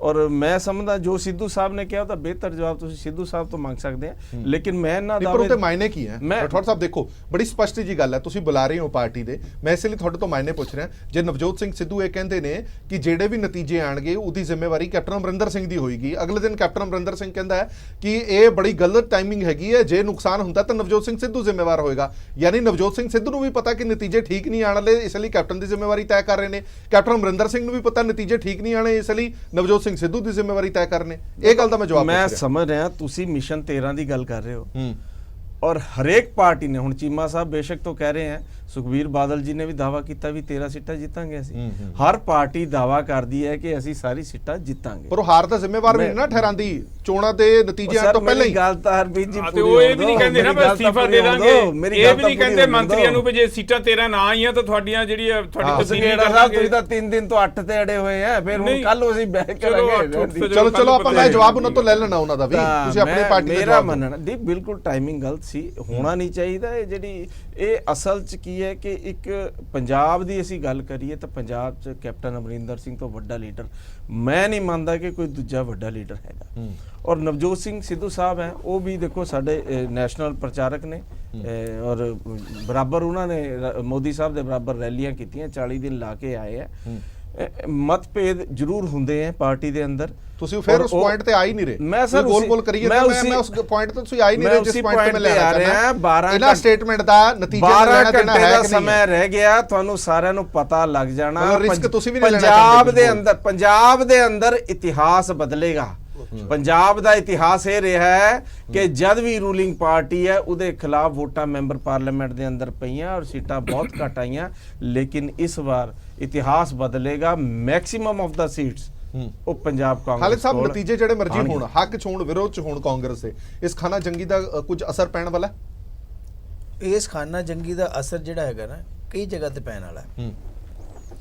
ਇੱਕ ਤਾਂ ਜਿੱਥੇ ਤੱਕ ਸਵਾਲ ਹੈਗਾ ਕਿ ਨਵਜੋਤ ਸਿੰਧੂ ਨੇ ਇੱਕ ਦਿਨ ਪਹਿਲਾਂ ਬਿਆਨ ਦਿੱਤਾ ਔਰ ਇਲੈਕਸ਼ਨ ਦੇ ਦਿਨ ਕੈਪਟਨ ਸਾਹਿਬ ਨੇ ਪਲਟ ਜਿਹੜਾ ਬਿਆਨ ਦਿੱਤਾ ਹੈਗਾ, ਉਹਦਾ ਇਲੈਕਸ਼ਨ ਦੇ ਉੱਪਰ ਕੋਈ ਬਹੁਤ ਜ਼ਿਆਦਾ ਅਸਰ ਤਾਂ ਨਹੀਂ ਪੈਣ ਵਾਲਾ, ਕਿਉਂਕਿ ਉਸ ਵੇਲੇ ਕਿ ਇਲੈਕਸ਼ਨ ਦਾ ਸਾਰਾ ਹੋ ਚੁੱਕਿਆ, ਕੈਂਪੇਨਿੰਗ ਖਤਮ ਹੋ ਚੁੱਕੀ ਹੈ। ਲੇਕਿਨ ਉਹ ਜਿਹੜਾ ਬਿਆਨ ਦੇਣਾ ਹੈ ਉਸ ਵੇਲੇ, ਜਿਸ ਵੇਲੇ ਬੈਟਲਫੀਲਡ ਦੇ ਵਿੱਚ ਫੌਜ ਹੈਗੀ ਹੈ, ਉਹਦੇ ਵਿੱਚ ਫੌਜ ਦੇ ਵਿੱਚ ਆਪਸ ਦੇ ਵਿੱਚ ਡਿਫਰੈਂਸ ਜਿਹੜਾ ਹੈਗਾ ਉਹਦਾ ਇਲੈਕਟੋਰੇਟ ਨੂੰ ਔਰ ਕੇਡਰ ਨੂੰ ਜਿਹੜਾ ਉਹਦਾ ਨੈਗੇਟਿਵ ਇੰਪੈਕਟ ਜਾਂਦਾ ਹੈ। ਹੁਣ ਹੈਗਾ ਇਲੈਕਸ਼ਨ ਤੇ ਬਾਅਦ ਕੀ ਹੋਏਗਾ। ਇਲੈਕਸ਼ਨ ਤੇ ਬਾਅਦ ਜਿਹੜੀਆਂ ਦੋ ਧਿਰਾਂ ਬਣ ਗਈਆਂ, ਇੱਕ ਐਂਟੀ ਜਿਹੜਾ ਹੈਗਾ ਨਵਜੋਤ ਸਿੱਧੂ ਪੂਰਾ ਈਵਨ ਕੈਬਨਿਟ ਮਿਨਿਸਟਰ ਹੈ ਜਾਂ ਹੋਰ ਜਗ੍ਹਾ ਤੋਂ ਹੋ ਗਿਆ ਕਿ ਨਹੀਂ ਜੀ ਐਕਸ਼ਨ ਹੋਣਾ ਚਾਹੀਦਾ, ਔਰ ਨਵਜੋਤ ਸਿੱਧੂ ਦੀ ਨਜ਼ਦੀਕੀਆਂ ਜਿਹੜੀਆਂ ਹੈਗੀਆਂ ਸੈਂਟਰ ਲੀਡਰਸ਼ਿਪ ਦੇ ਨਾਲ, ਉਹ ਵੀ ਜਗ ਜ਼ਾਹਿਰ ਹੈ, ਉਹ ਵੀ ਸਭ ਨੂੰ ਪਤਾ ਹੈ। ਤਾਂ ਉਹਦੇ ਵਿੱਚ ਨਵਜੋਤ ਸਿੱਧੂ ਦੇ ਉੱਪਰ ਸੈਂਟਰ ਲੀਡਰਸ਼ਿਪ ਐਕਸ਼ਨ ਲੈਂਦੀ ਹੈ ਜਾਂ ਨਹੀਂ ਲੈਂਦੀ, ਪ੍ਰੈਸ਼ਰ ਇੱਥੋਂ ਬਣਦਾ ਹੈ ਜਾਖੜ ਸਾਹਿਬ ਵੱਲੋਂ, ਪਾਰਟੀ ਪ੍ਰਧਾਨ ਵੱਲੋਂ, ਜਾਂ ਆਸ਼ਾ ਕੁਮਾਰੀ ਵੱਲੋਂ ਜਿਹੜੇ ਇੰਚਾਰਜ ਹੈ ਪੰਜਾਬ ਦੀ ਉਹਨਾਂ, ਜਾਂ ਕੈਪਟਨ ਸਾਹਿਬ ਵੱਲੋਂ, ਜਾਂ ਉੱਥੋਂ ਕਿਵੇਂ ਰੈਜ਼ਿਸਟੈਂਸ ਹੁੰਦੀ ਹੈ, ਜਾਂ ਦੋਨਾਂ ਨੂੰ ਬਿਠਾ ਕੇ ਸੁਲ੍ਹਾ ਸਫਾਈ ਕਰਵਾਈ ਜਾਂਦੀ ਹੈ, ਇਹ ਇਲੈਕਸ਼ਨ ਤੇ ਬਾਅਦ ਪਤਾ ਲੱਗੇਗਾ। ਲੇਕਿਨ ਇੱਕ ਮੈਸੇਜ ਜ਼ਰੂਰ ਚਲਾ ਗਿਆ ਹੈ ਕਿ everything is not right in the cabinet. ਮੈਂ ਇੱਕ ਹੋਰ ਤੁਹਾਨੂੰ ਦੱਸਦਾ ਵੀ ਕੈਬਨਿਟ ਦੇ ਵਿੱਚ ਜਿਵੇਂ ਕਿ ਅੱਜ ਵੀ ਕਿਸੇ ਨੇ ਕਿਹਾ ਕਿ ਅਗਰ ਸਿੱਧੂ ਸਾਹਿਬ ਨੂੰ ਕੈਪਟਨ ਦੀ ਲੀਡਰਸ਼ਿਪ ਪਸੰਦ ਨਹੀਂ ਹੈ ਤਾਂ ਉਹ ਕੈਬਨਿਟ ਦੇ ਵਿੱਚੋਂ ਅਸਤੀਫਾ ਦੇ ਦੇਣ। ਇਹ ਜਿਹੜਾ ਹੈਗਾ ਕੋਈ ਵੀ ਮੰਤਰੀ ਬਹੁਤ ਲੰਬੇ ਸਮੇਂ ਤੱਕ ਚੀਫ ਮਿਨਿਸਟਰ ਜਾਂ ਪ੍ਰਾਈਮ ਮਿਨਿਸਟਰ ਦੇ ਅਗੇਂਸਟ ਜਾਂ ਉਹ ਤੋਂ ਡਿਫਰੈਂਸਸ ਰੱਖ ਕੇ ਕੈਬਨਿਟ ਦੇ ਵਿੱਚ ਨਹੀਂ ਰਹਿ ਸਕਦਾ ਹੁੰਦਾ। ਇਹ ਆਪਾਂ ਸਾਰਿਆਂ ਨੂੰ ਪਤਾ ਪਾਰਲੀਮੈਂਟਰੀ ਡੈਮੋਕ੍ਰੇਸੀ ਦਾ ਅਸੂਲ ਹੈ ਜੀ। ਸੰਗੇੜਾ ਸਾਹਿਬ, ਇੱਕ ਸਵਾਲ ਜਿਹੜਾ ਤੁਸੀਂ ਚੁੱਕਿਆ ਸੀਗਾ ਪਹਿਲਾਂ, ਮੈਂ ਉਸ ਤੇ ਦੁਬਾਰਾ ਲੈ ਕੇ ਆਉਣਾ ਚਾਹੁੰਦਾ। ਇਲੈਕਸ਼ਨ ਤੋਂ ਪਹਿਲਾਂ ਜੇ ਤੁਹਾਨੂੰ ਯਾਦ ਹੋਵੇ ਤਾਂ ਕੈਪਟਨ ਅਮਰਿੰਦਰ ਸਿੰਘ ਹੋਰਾਂ ਨੇ ਖੁੱਲੀ ਇੱਕ ਚਿੱਠੀ ਵੀ ਲਿਖੀ ਸੀਗੀ ਸਾਰੇ ਜਿਹੜੇ ਉਹਨਾਂ ਦੇ ਐਮਐਲਏ ਸੀਗੇ ਔਰ ਕੈਬਨਿਟ ਮੰਤਰੀ ਸੀਗੇ ਕਿ ਚੰਗਾ ਨਤੀਜਾ ਨਾ ਨਿਕਲਿਆ ਤਾਂ ਕੁਰਸੀਆਂ ਵੀ ਜਾ ਸਕਦੀਆਂ ਨੇ। ਉਦੋਂ ਵੀ ਇਹ ਇੱਕ ਚਰਚਾ ਛਿੜੀ ਸੀ ਕਿ ਸਥਿਤੀ ਕੋਈ ਡਾਵਾਡੋਲ ਜੀ ਹੈ, ਇਸੇ ਕਰਕੇ ਤਿੱਖੀਆਂ ਸਟੇਟਮੈਂਟ ਆ ਰਹੀਆਂ। ਉਸ ਤੋਂ ਬਾਅਦ ਹੁਣ ਸਟੇਟਮੈਂਟ ਇਲੈਕਸ਼ਨ ਵਾਲੇ ਦਿਨ ਆਣੀ ਕਿ ਜੇਕਰ ਹਾਰ ਹੁੰਦੀ ਹੈ ਤਾਂ ਇਹਦਾ ਨਤੀਜਾ ਫਲਾਣਾ ਵੀ ਹੋ ਸਕਦਾ ਤੇ ਢਿਮਕਾ ਵੀ ਹੋ ਸਕਦਾ, ਇਹਦਾ ਜ਼ਿੰਮੇਵਾਰ ਹੋ ਸਕਦਾ। ਇਸ ਚੀਜ਼ ਨੂੰ ਕਿਸ ਮਾਇਨੇ ਨਾਲ ਦੇਖਿਆ ਜਾਂਦਾ? ਦੇਖੋ, ਸਥਿਤੀ ਤਾਂ ਡਾਵਾਡੋਲ ਸੀਗੀ ਕਿਉਂਕਿ ਪਾਰਟੀ ਨੇ ਕੀਤਾ ਕੁਝ ਨਹੀਂ ਹੈ। ਜੋ ਗੁਟਕਾ ਸਾਹਿਬ ਤੇ ਹੱਥ ਰੱਖ ਕੇ ਸਹੁੰ ਖਾਧੀ ਸੀ ਔਰ ਉਸ ਤੋਂ ਬਾਅਦ ਰੌਲਾ ਪਾਉਣਾ ਸ਼ੁਰੂ ਕਰਤਾ ਕਿ ਬਜਟ 'ਚ ਪੈਸੇ ਨਹੀਂ ਹੈ, ਖਜ਼ਾਨਾ ਖਾਲੀ ਹੈ, ਸਾਰਾ ਜੋ ਵੀ ਹੈ, ਜੋ ਘਟਨਾਕ੍ਰਮ ਚੱਲਿਆ, I don't want to repeat that. ਤੇ ਉਹਦੇ ਨਾਲ ਡਰ ਤਾਂ ਸਤਾ ਰਿਹਾ ਸੀਗਾ। ਉਹ ਕਲੀਅਰ ਕੱਟ ਮੰਤਰੀਆਂ ਨੂੰ ਜਾਂ ਐਮਐਲਏਜ਼ ਨੂੰ ਜਾਂ ਜਿਹੜੇ ਵੀ ਅਹੁਦੇਦਾਰ ਸੀਗੇ ਉਹਨਾਂ ਨੂੰ ਸਾਰਿਆਂ ਨੂੰ ਇੱਕ ਤਰ੍ਹਾਂ ਨਾਲ ਧਮਕੀ ਸੀ ਤੇ ਨਾਲ ਇਸ਼ਾਰਾ ਸੀਗਾ ਕਿ ਆਪਣੇ ਅਹੁਦੇ ਦੀ ਦੁਰਵਰਤੋਂ ਕਰੋ, ਪੈਸੇ ਵੰਡੋ, ਸ਼ਰਾਬ ਵੰਡੋ, ਜੋ ਮਰਜ਼ੀ ਕਰੋ, ਹਰ ਹਾਲਤ 'ਚ ਜਿੱਤਣੀ ਚਾਹੀਦੀ ਹੈ Congress party, which is very dangerous. Ruling party ਦੀਆਂ ਹਦਾਇਤਾਂ ਹੋਣ, ਇਟ ਇਜ਼ ਵੈਰੀ ਡੇਂਜਰਸ। ਇੱਕ ਹਰੀ ਝੰਡੀ ਆ, ਜੋ ਮਰਜ਼ੀ ਕਰੋ। ਔਰ ਉਸ ਤੋਂ ਬਾਅਦ ਕੈਪਟਨ ਸਾਹਿਬ ਨੇ ਮੂਵਮੈਂਟ ਬਣਾਉਣ ਲਈ ਇੱਥੋਂ ਤੱਕ ਵੀ ਕਹਿ ਦਿੱਤਾ ਕਿ ਮੈਂ ਅਸਤੀਫਾ ਦੇ ਦਾਂਗਾ ਜੇ ਪੂਰਾ ਨਾ ਉਹ ਫਿਰ ਗੱਲਾਂ ਵੱਡੀਆਂ ਕਰ ਲਈਆਂ ਹੈ ਜੀ। ਜਿਸ ਤਰ੍ਹਾਂ ਪਹਿਲਾਂ ਮਤਲਬ ਚੋਣਾਂ ਤੋਂ ਪਹਿਲਾਂ ਵੱਡੇ ਵਾਅਦੇ ਕਰ ਲਿਆ ਸੀ, ਇਸ ਤਰ੍ਹਾਂ ਹੀ ਗੱਲਾਂ ਵੱਡੀਆਂ ਕਰ ਲਈਆਂ ਤੇ ਨੇੜੇ ਜਾ ਕੇ ਉਹਦਾ ਫਿਰ ਡਰ ਤਾਂ ਸਤਾਉਂਦਾ ਹੀ ਹੈ। ਆਫ ਕੋਰਸ ਇਹਦੇ ਵਿੱਚ ਗੱਲ ਹੈਗੀ, ਤੁਸੀਂ ਟਾਈਮਿੰਗ ਦੇਖੋ। ਸਿੱਧੂ ਸਾਹਿਬ ਬਾਰੇ ਤੇ ਕੈਪਟਨ ਸਾਹਿਬ ਕਹਿ ਰਹੇ ਆ ਕਿ ਉਹਨੇ 2 ਦਿਨ ਪਹਿਲਾਂ 1 ਦਿਨ ਪਹਿਲਾਂ ਇਲੈਕਸ਼ਨ ਤੋਂ ਕੀਤਾ, ਇਹਨਾਂ ਇਲੈਕਸ਼ਨ ਤੇ ਅਸਰ ਪਏਗਾ। He himself was passing a statement on the day of election. So ਦੋਨਾਂ ਚੀਜ਼ਾਂ ਦਾ ਹੀ ਅਸਰ ਹੋਣਾ ਜੇ ਸਿੱਧੂ ਸਾਹਿਬ ਦਾ ਹੋਣਾ ਤਾਂ। ਇਹਦਾ ਕਲੀਅਰ ਕੱਟ ਇੱਕ ਦੂਸਰੇ ਤੇ ਜਿਹੜਾ ਭਾਂਡਾ ਭੰਨਿਆ ਜਾ ਰਿਹਾ ਆ ਉਹ ਡਰ ਦੇ ਵਿੱਚੋਂ ਹੀ ਆ। ਈਵਨ ਨਵਜੋਤ ਕੌਰ ਸਿੱਧੂ ਨੇ ਕਿਹਾ ਸੀਗਾ ਕਿ ਉਹਨਾਂ ਦੀ ਵੀ ਸਟੇਟਮੈਂਟ ਆਈ ਸੀਗੀ ਕਿ ਜੇ ਇਹ ਐਮਐਲਏ ਕੰਮ ਕਰਨ ਲੋਕਾਂ ਦੇ ਜਾਂ ਕੰਮ ਕੀਤਾ ਹੁੰਦਾ ਤਾਂ ਲੋੜ ਹੀ ਨਾ ਪਵੇ। ਸੋ ਇਹ ਤਾਂ ਕਲੀਅਰ ਕੱਟ ਅੰਦਰ ਫੀਅਰ ਹੈਗਾ ਆ ਔਰ ਫੀਅਰ ਰੀਅਲ ਵੀ ਆ ਕਿਉਂਕਿ ਪਾਰਟੀ ਨੇ ਕੀਤਾ ਕੁਝ ਨਹੀਂ ਹੈਗਾ, ਇਹਨਾਂ ਨੇ ਆਪਣੇ ਵਾਅਦੇ ਨਿਭਾਏ ਨਹੀਂ ਹੈ। ਕੁਝ ਕਹਿਣਾ ਚਾਹੁੰਦੇ ਹੋ? ਫਿਰ ਮੈਂ ਗੁਰਪ੍ਰੀਤ ਜੀ ਕੋਲ ਜਾਣਾ। ਗੱਲ ਇਹ ਜੀ, ਇਹ ਦੇਸ਼ ਦਾ ਇਲੈਕਸ਼ਨ ਹੈ, ਇਹ ਪੰਜਾਬ ਦਾ ਇਲੈਕਸ਼ਨ ਨਹੀਂ ਹੈ ਕਿ ਪੰਜਾਬ ਦੀ ਸਰਕਾਰ ਦੇ ਖਿਲਾਫ ਵੋਟ ਹੋ ਰਹੀ ਹੈ। ਔਰ ਜਿਹੜਾ ਨਤੀਜੇ ਨੇ ਤੁਸੀਂ ਕਹਿ ਰਹੇ ਹੋ ਨਾ, ਲੋਕਾਂ ਤੋਂ ਪੁੱਛ ਕੇ ਦੇਖੋ। ਮੈਂ ਬਿਲਕੁਲ ਕਹਿ ਰਿਹਾ ਜੀ, ਅਸੀਂ ਵੀ ਲੋਕਾਂ 'ਚ ਘੁੰਮ ਕੇ ਆਏ ਆ, ਅਸੀਂ ਮਹੀਨੇ ਬਾਅਦ ਹੀ ਆਏ ਆ ਟੀਵੀ ਤੇ, ਲੋਕਾਂ 'ਚ ਹੀ ਘੁੰਮ ਰਹੇ ਆ। ਇਹ ਰਿਪੋਰਟ ਕਾਰਡ ਸੀਗਾ ਜਿਹੜਾ ਮੋਦੀ ਸਾਹਿਬ ਦਾ ਰਿਪੋਰਟ ਕਾਰਡ ਸੀਗਾ ਔਰ ਮੋਦੀ ਸਾਹਿਬ ਦੇ ਰਿਪੋਰਟ ਕਾਰਡ ਦੇ ਉੱਤੇ ਲੋਕਾਂ ਨੇ ਵੋਟਾਂ ਪਾਣੀਆਂ ਸੀ। ਪੰਜਾਬ ਦੇ ਲੋਕਾਂ ਨੇ ਹਮੇਸ਼ਾ ਹੀ ਅਲੱਗ ਤੋਂ ਵੋਟ ਕੀਤੀ ਹੈ। ਪੰਜਾਬ ਦੇ ਲੋਕਾਂ ਦਾ ਅਸੂਲ ਰਿਹਾ ਕਿ ਉਹਨਾਂ ਨੇ ਵੋਟ ਜਿਹੜੀ ਹੈ ਉਹ ਦੇਸ਼ ਤੋਂ ਅਲੱਗ ਵੋਟ ਪਾਈ ਹੈ, ਉਹ ਪੰਜਾਬ ਦੇ ਹੱਕ 'ਚ ਵੋਟ ਪਾਈ ਹੈ। ਔਰ 12 ਘੰਟਿਆਂ ਦਾ ਸਮਾਂ ਰਹਿ ਗਿਆ ਸੰਘੇੜਾ ਸਾਹਿਬ, ਪਤਾ ਲੱਗ ਜਾਣਾ ਕਿਹਦੇ ਹੱਕ 'ਚ ਲੋਕਾਂ ਨੇ ਮਤਦਾਨ ਕੀਤਾ, ਕਿਹਦੇ ਹੱਕ 'ਚ ਨਹੀਂ। ਤੁਹਾਡੇ 2 ਸਾਲਾਂ ਦੇ ਕਾਰਜਕਾਲ ਨੂੰ ਬਿਲਕੁਲ ਦੇਖ ਕੇ ਵੋਟ ਪਾਈ। ਬੀਜੇਪੀ ਦੀ ਕਾਰਗੁਜ਼ਾਰੀ ਬਹੁਤ ਵਧੀਆ ਆ, ਮੈਂ ਬੀਜੇਪੀ ਦੇ ਹੱਕ 'ਚ ਨਹੀਂ ਕਹਿ ਰਿਹਾ ਠੌਲ ਸਾਹਿਬ, ਮੈਂ ਬਿਲਕੁਲ ਸਹਿਮਤ ਹਾਂ। ਬੀਜੇਪੀ ਨੇ 1 ਕਰੋੜ ਦਾ 2 ਕਰੋੜ ਨੌਕਰੀਆਂ ਦੇਣ ਦਾ ਵਾਅਦਾ ਕੀਤਾ ਸੀ, ਕੋਈ ਨੌਕਰੀ ਨਹੀਂ ਦਿੱਤੀ। ਜਿਹੜੇ ਵੱਡੇ ਕੰਮ ਕੀਤੇ ਆ, ਚਾਹੇ ਉਹ ਨੋਟਬੰਦੀ ਦਾ ਸੀਗਾ, ਕੋਈ ਨੌਕਰੀ ਨਹੀਂ ਦਿੱਤੀ। ਮੇਰਾ ਮਤਲਬ ਉਹ ਨੇੜੇ ਤੇੜੇ ਵੀ ਨਹੀਂ ਹੈਗੀ। ਜਿਹੜੇ ਕੰਮ ਕੀਤੇ ਨੇ ਉਹਨਾਂ ਦਾ ਵੀ ਜ਼ਿਕਰ ਕਰਨਾ ਕਰੋ। ਨੋਟਬੰਦੀ ਕੀਤੀ, GST ਲਾਗੂ ਮੈਂ ਕੀਤਾ, ਰਠੌਰ ਉਹਦਾ ਜੀ, ਵੋਟ ਕਿਉਂ ਨਹੀਂ ਮੰਗੇ GST ਦੇ ਨਾਮ ਤੋਂ? ਵੋਟ ਕਿਉਂ ਨਹੀਂ ਮੰਗੇ ਚਲੋ, ਹਾਂਜੀ, ਹਾਂਜੀ। ਰਠੌਰ ਸਾਹਿਬ ਨੋਟਬੰਦੀ ਦੇ ਨਾਮ ਤੋਂ? ਮੈਂ ਛੋਟਾ ਜਿਹਾ ਮੇਰਾ comment- ਮਤਲਬ ਰਠੌਰ ਸਾਹਿਬ ਦੀ ਗੱਲ ਦੇ ਉੱਤੇ ਛੋਟਾ ਜਿਹਾ ਕਮੈਂਟ ਮੈਂ ਦੇਣਾ। ਇੱਕ ਤਾਂ ਕਹਿੰਦੇ ਜੀ ਵੀ ਇਹ ਪੰਜਾਬ ਦੀ ਇਲੈਕਸ਼ਨ ਨਹੀਂ, ਦੇਸ਼ ਦੀ ਇਲੈਕਸ਼ਨ ਹੈ। ਜੇ ਪੰਜਾਬ ਦੀ ਇਲੈਕਸ਼ਨ ਨਹੀਂ ਹੈ ਫਿਰ ਪੰਜਾਬ ਦੇ ਮੰਤਰੀਆਂ ਦੇ ਕਾਹਨੂੰ ਇਹੋ ਜਿਹਾ ਤੁਸੀਂ ਆਰਡਰ ਪਾਸ ਕਰੀ ਜਾਂਦੇ ਹੋ ਵੀ ਤੇਰੀ ਕੁਰਸੀ ਜਾਂਦੀ ਰਹਿਣੀ ਹੈ? ਫਿਰ ਤੁਸੀਂ ਕਹੋ ਵੀ ਤੂੰ ਆਪਣੀ ਮਿਹਨਤ ਕਰ, ਬਾਕੀ ਠੀਕ ਹੈ ਵੀ ਜੋ ਨੈਸ਼ਨਲ ਤੁਹਾਡੀਆਂ ਪਾਲਿਸੀਆਂ ਉਹਦੇ ਮੁਤਾਬਕ ਲੋਕਾਂ ਵੋਟ ਪਾਉਣੀ ਹੈ। ਦੂਜੀ ਗੱਲ ਹੈ ਤੁਸੀਂ ਮੰਨੀ ਜਾਂਦੇ ਹੋ ਇੱਕ ਗੱਲ ਤਾਂ, ਭਾਵੇਂ ਪੰਜਾਬ 'ਚ ਸਾਨੂੰ ਸੂਟ ਨਹੀਂ ਕਰਦੀ, ਵੀ ਪੰਜਾਬ ਦੇ ਲੋਕਾਂ ਨੇ ਹਮੇਸ਼ਾ ਨੇਸ਼ਨ ਦੇ ਮੂਡ ਦੇ ਉਲਟ ਵੋਟ ਪਾਈ। ਇਹਦਾ ਮਤਲਬ ਨੇਸ਼ਨ ਨੇ ਤਾਂ ਠੀਕ ਪਾਈ ਹੈ ਫਿਰ ਨੇਸ਼ਨ ਦੇ ਉਲਟ ਨਹੀਂ ਮੈਂ ਕਿਹਾ, ਮੈਂ ਨੇਸ਼ਨ ਤੁਸੀਂ ਕਹਿੰਦਾ ਪੰਜਾਬ ਨੂੰ ਡਿਫੈਂਡ ਕਰ ਰਹੇ ਹੋ। ਰਿਕਾਰਡਿੰਗ ਦੇਖੋ ਮੈਂ ਕੀ ਕਿਹਾ। ਮੈਂ ਪੰਜਾਬ ਦੇ ਲੋਕਾਂ ਨੇ ਹਮੇਸ਼ਾ ਨੇਸ਼ਨ ਦਾ ਤੁਸੀਂ ਮੰਨ ਮੰਨ ਗਏ ਨੇ ਜੀ। ਬਿਲਕੁਲ ਨਹੀਂ ਕਿਹਾ। ਫਿਰ ਗੁਰਪ੍ਰੀਤ ਨੂੰ ਮੈਂ ਇਹ ਗੱਲ ਕਹੀ ਹੈ ਕਿ ਜਦ ਵੀ ਸਰਕਾਰ ਕੋਈ ਦੂਜੀ ਹੁੰਦੀ ਹੈ ਇੱਥੇ ਉਲਟ ਵੋਟ ਪੈਂਦੀ ਹੈ। ਗੱਲ ਤੁਹਾਡੀ ਸਿਆਣੀ ਇਹ ਗੱਲ ਤੁਸੀਂ ਕਹੀ ਚੰਗੀ ਗੱਲ ਕੀਤੀ ਹੈ। ਠੀਕ ਹੈ, ਮੈਂ ਇਹ ਗੱਲ ਨਹੀਂ ਅੱਛੀ ਕਿਹਾ, ਗੱਲ ਲੇਕਿਨ ਕੀਤੀ ਹੁਣ ਹੈ। 12 ਘੰਟੇ ਰਹਿ ਗਏ, ਸਾਹਮਣੇ ਆ ਜਾਣਾ, ਇਤਿਹਾਸ ਬਦਲੇਗਾ, ਸਾਡੇ ਸਾਹਮਣੇ ਆ ਜਾਣਾ। ਮੇਰੀ ਗੱਲ ਪਤਾ ਕੀ ਹੈ ਹਰਪ੍ਰੀਤ ਜੀ, ਸੁਣੋ ਮੇਰਾ ਟਾਈਮ ਮੇਰਾ ਸੀਗਾ, ਤੁਸੀਂ ਸਾਰੇ ਵਿੱਚ ਜੀ ਜੀ ਜੀ ਜੀ ਹਰਪ੍ਰੀਤ ਜੀ, ਇਹ ਸਿਰਫ ਰਾਹੁਲ ਗਾਂਧੀ ਨੂੰ ਸੇਵ ਕਰਨ ਲਈ ਇੱਕ ਬਹਾਨੇ ਲੱਭਣ ਦੀ ਗੱਲ ਹੈ ਕਿ ਅੱਜ EVM ਦਾ ਬਹਾਨਾ, ਪੰਜਾਬ 'ਚ ਉਹਦਾ ਬਹਾਨਾ ਕਿ ਇਹਦੇ ਕਰਕੇ ਹਾਰ ਗਏ, ਸਿੱਧੂ ਕਰਕੇ ਹਾਰ ਗਏ, EVM ਕਰਕੇ ਹਾਰ ਗਏ, ਸਾਖ ਬਚਾਉਣ ਦੀ ਗੱਲ। ਇਹ ਸਿਰਫ ਆਪਣੇ ਸਾਹਬ ਨੂੰ ਬਚਾਉਣ ਦੇ ਚੱਕਰ ਦੇ ਵਿੱਚ ਲੱਗੇ ਹੋਏ ਨੇ।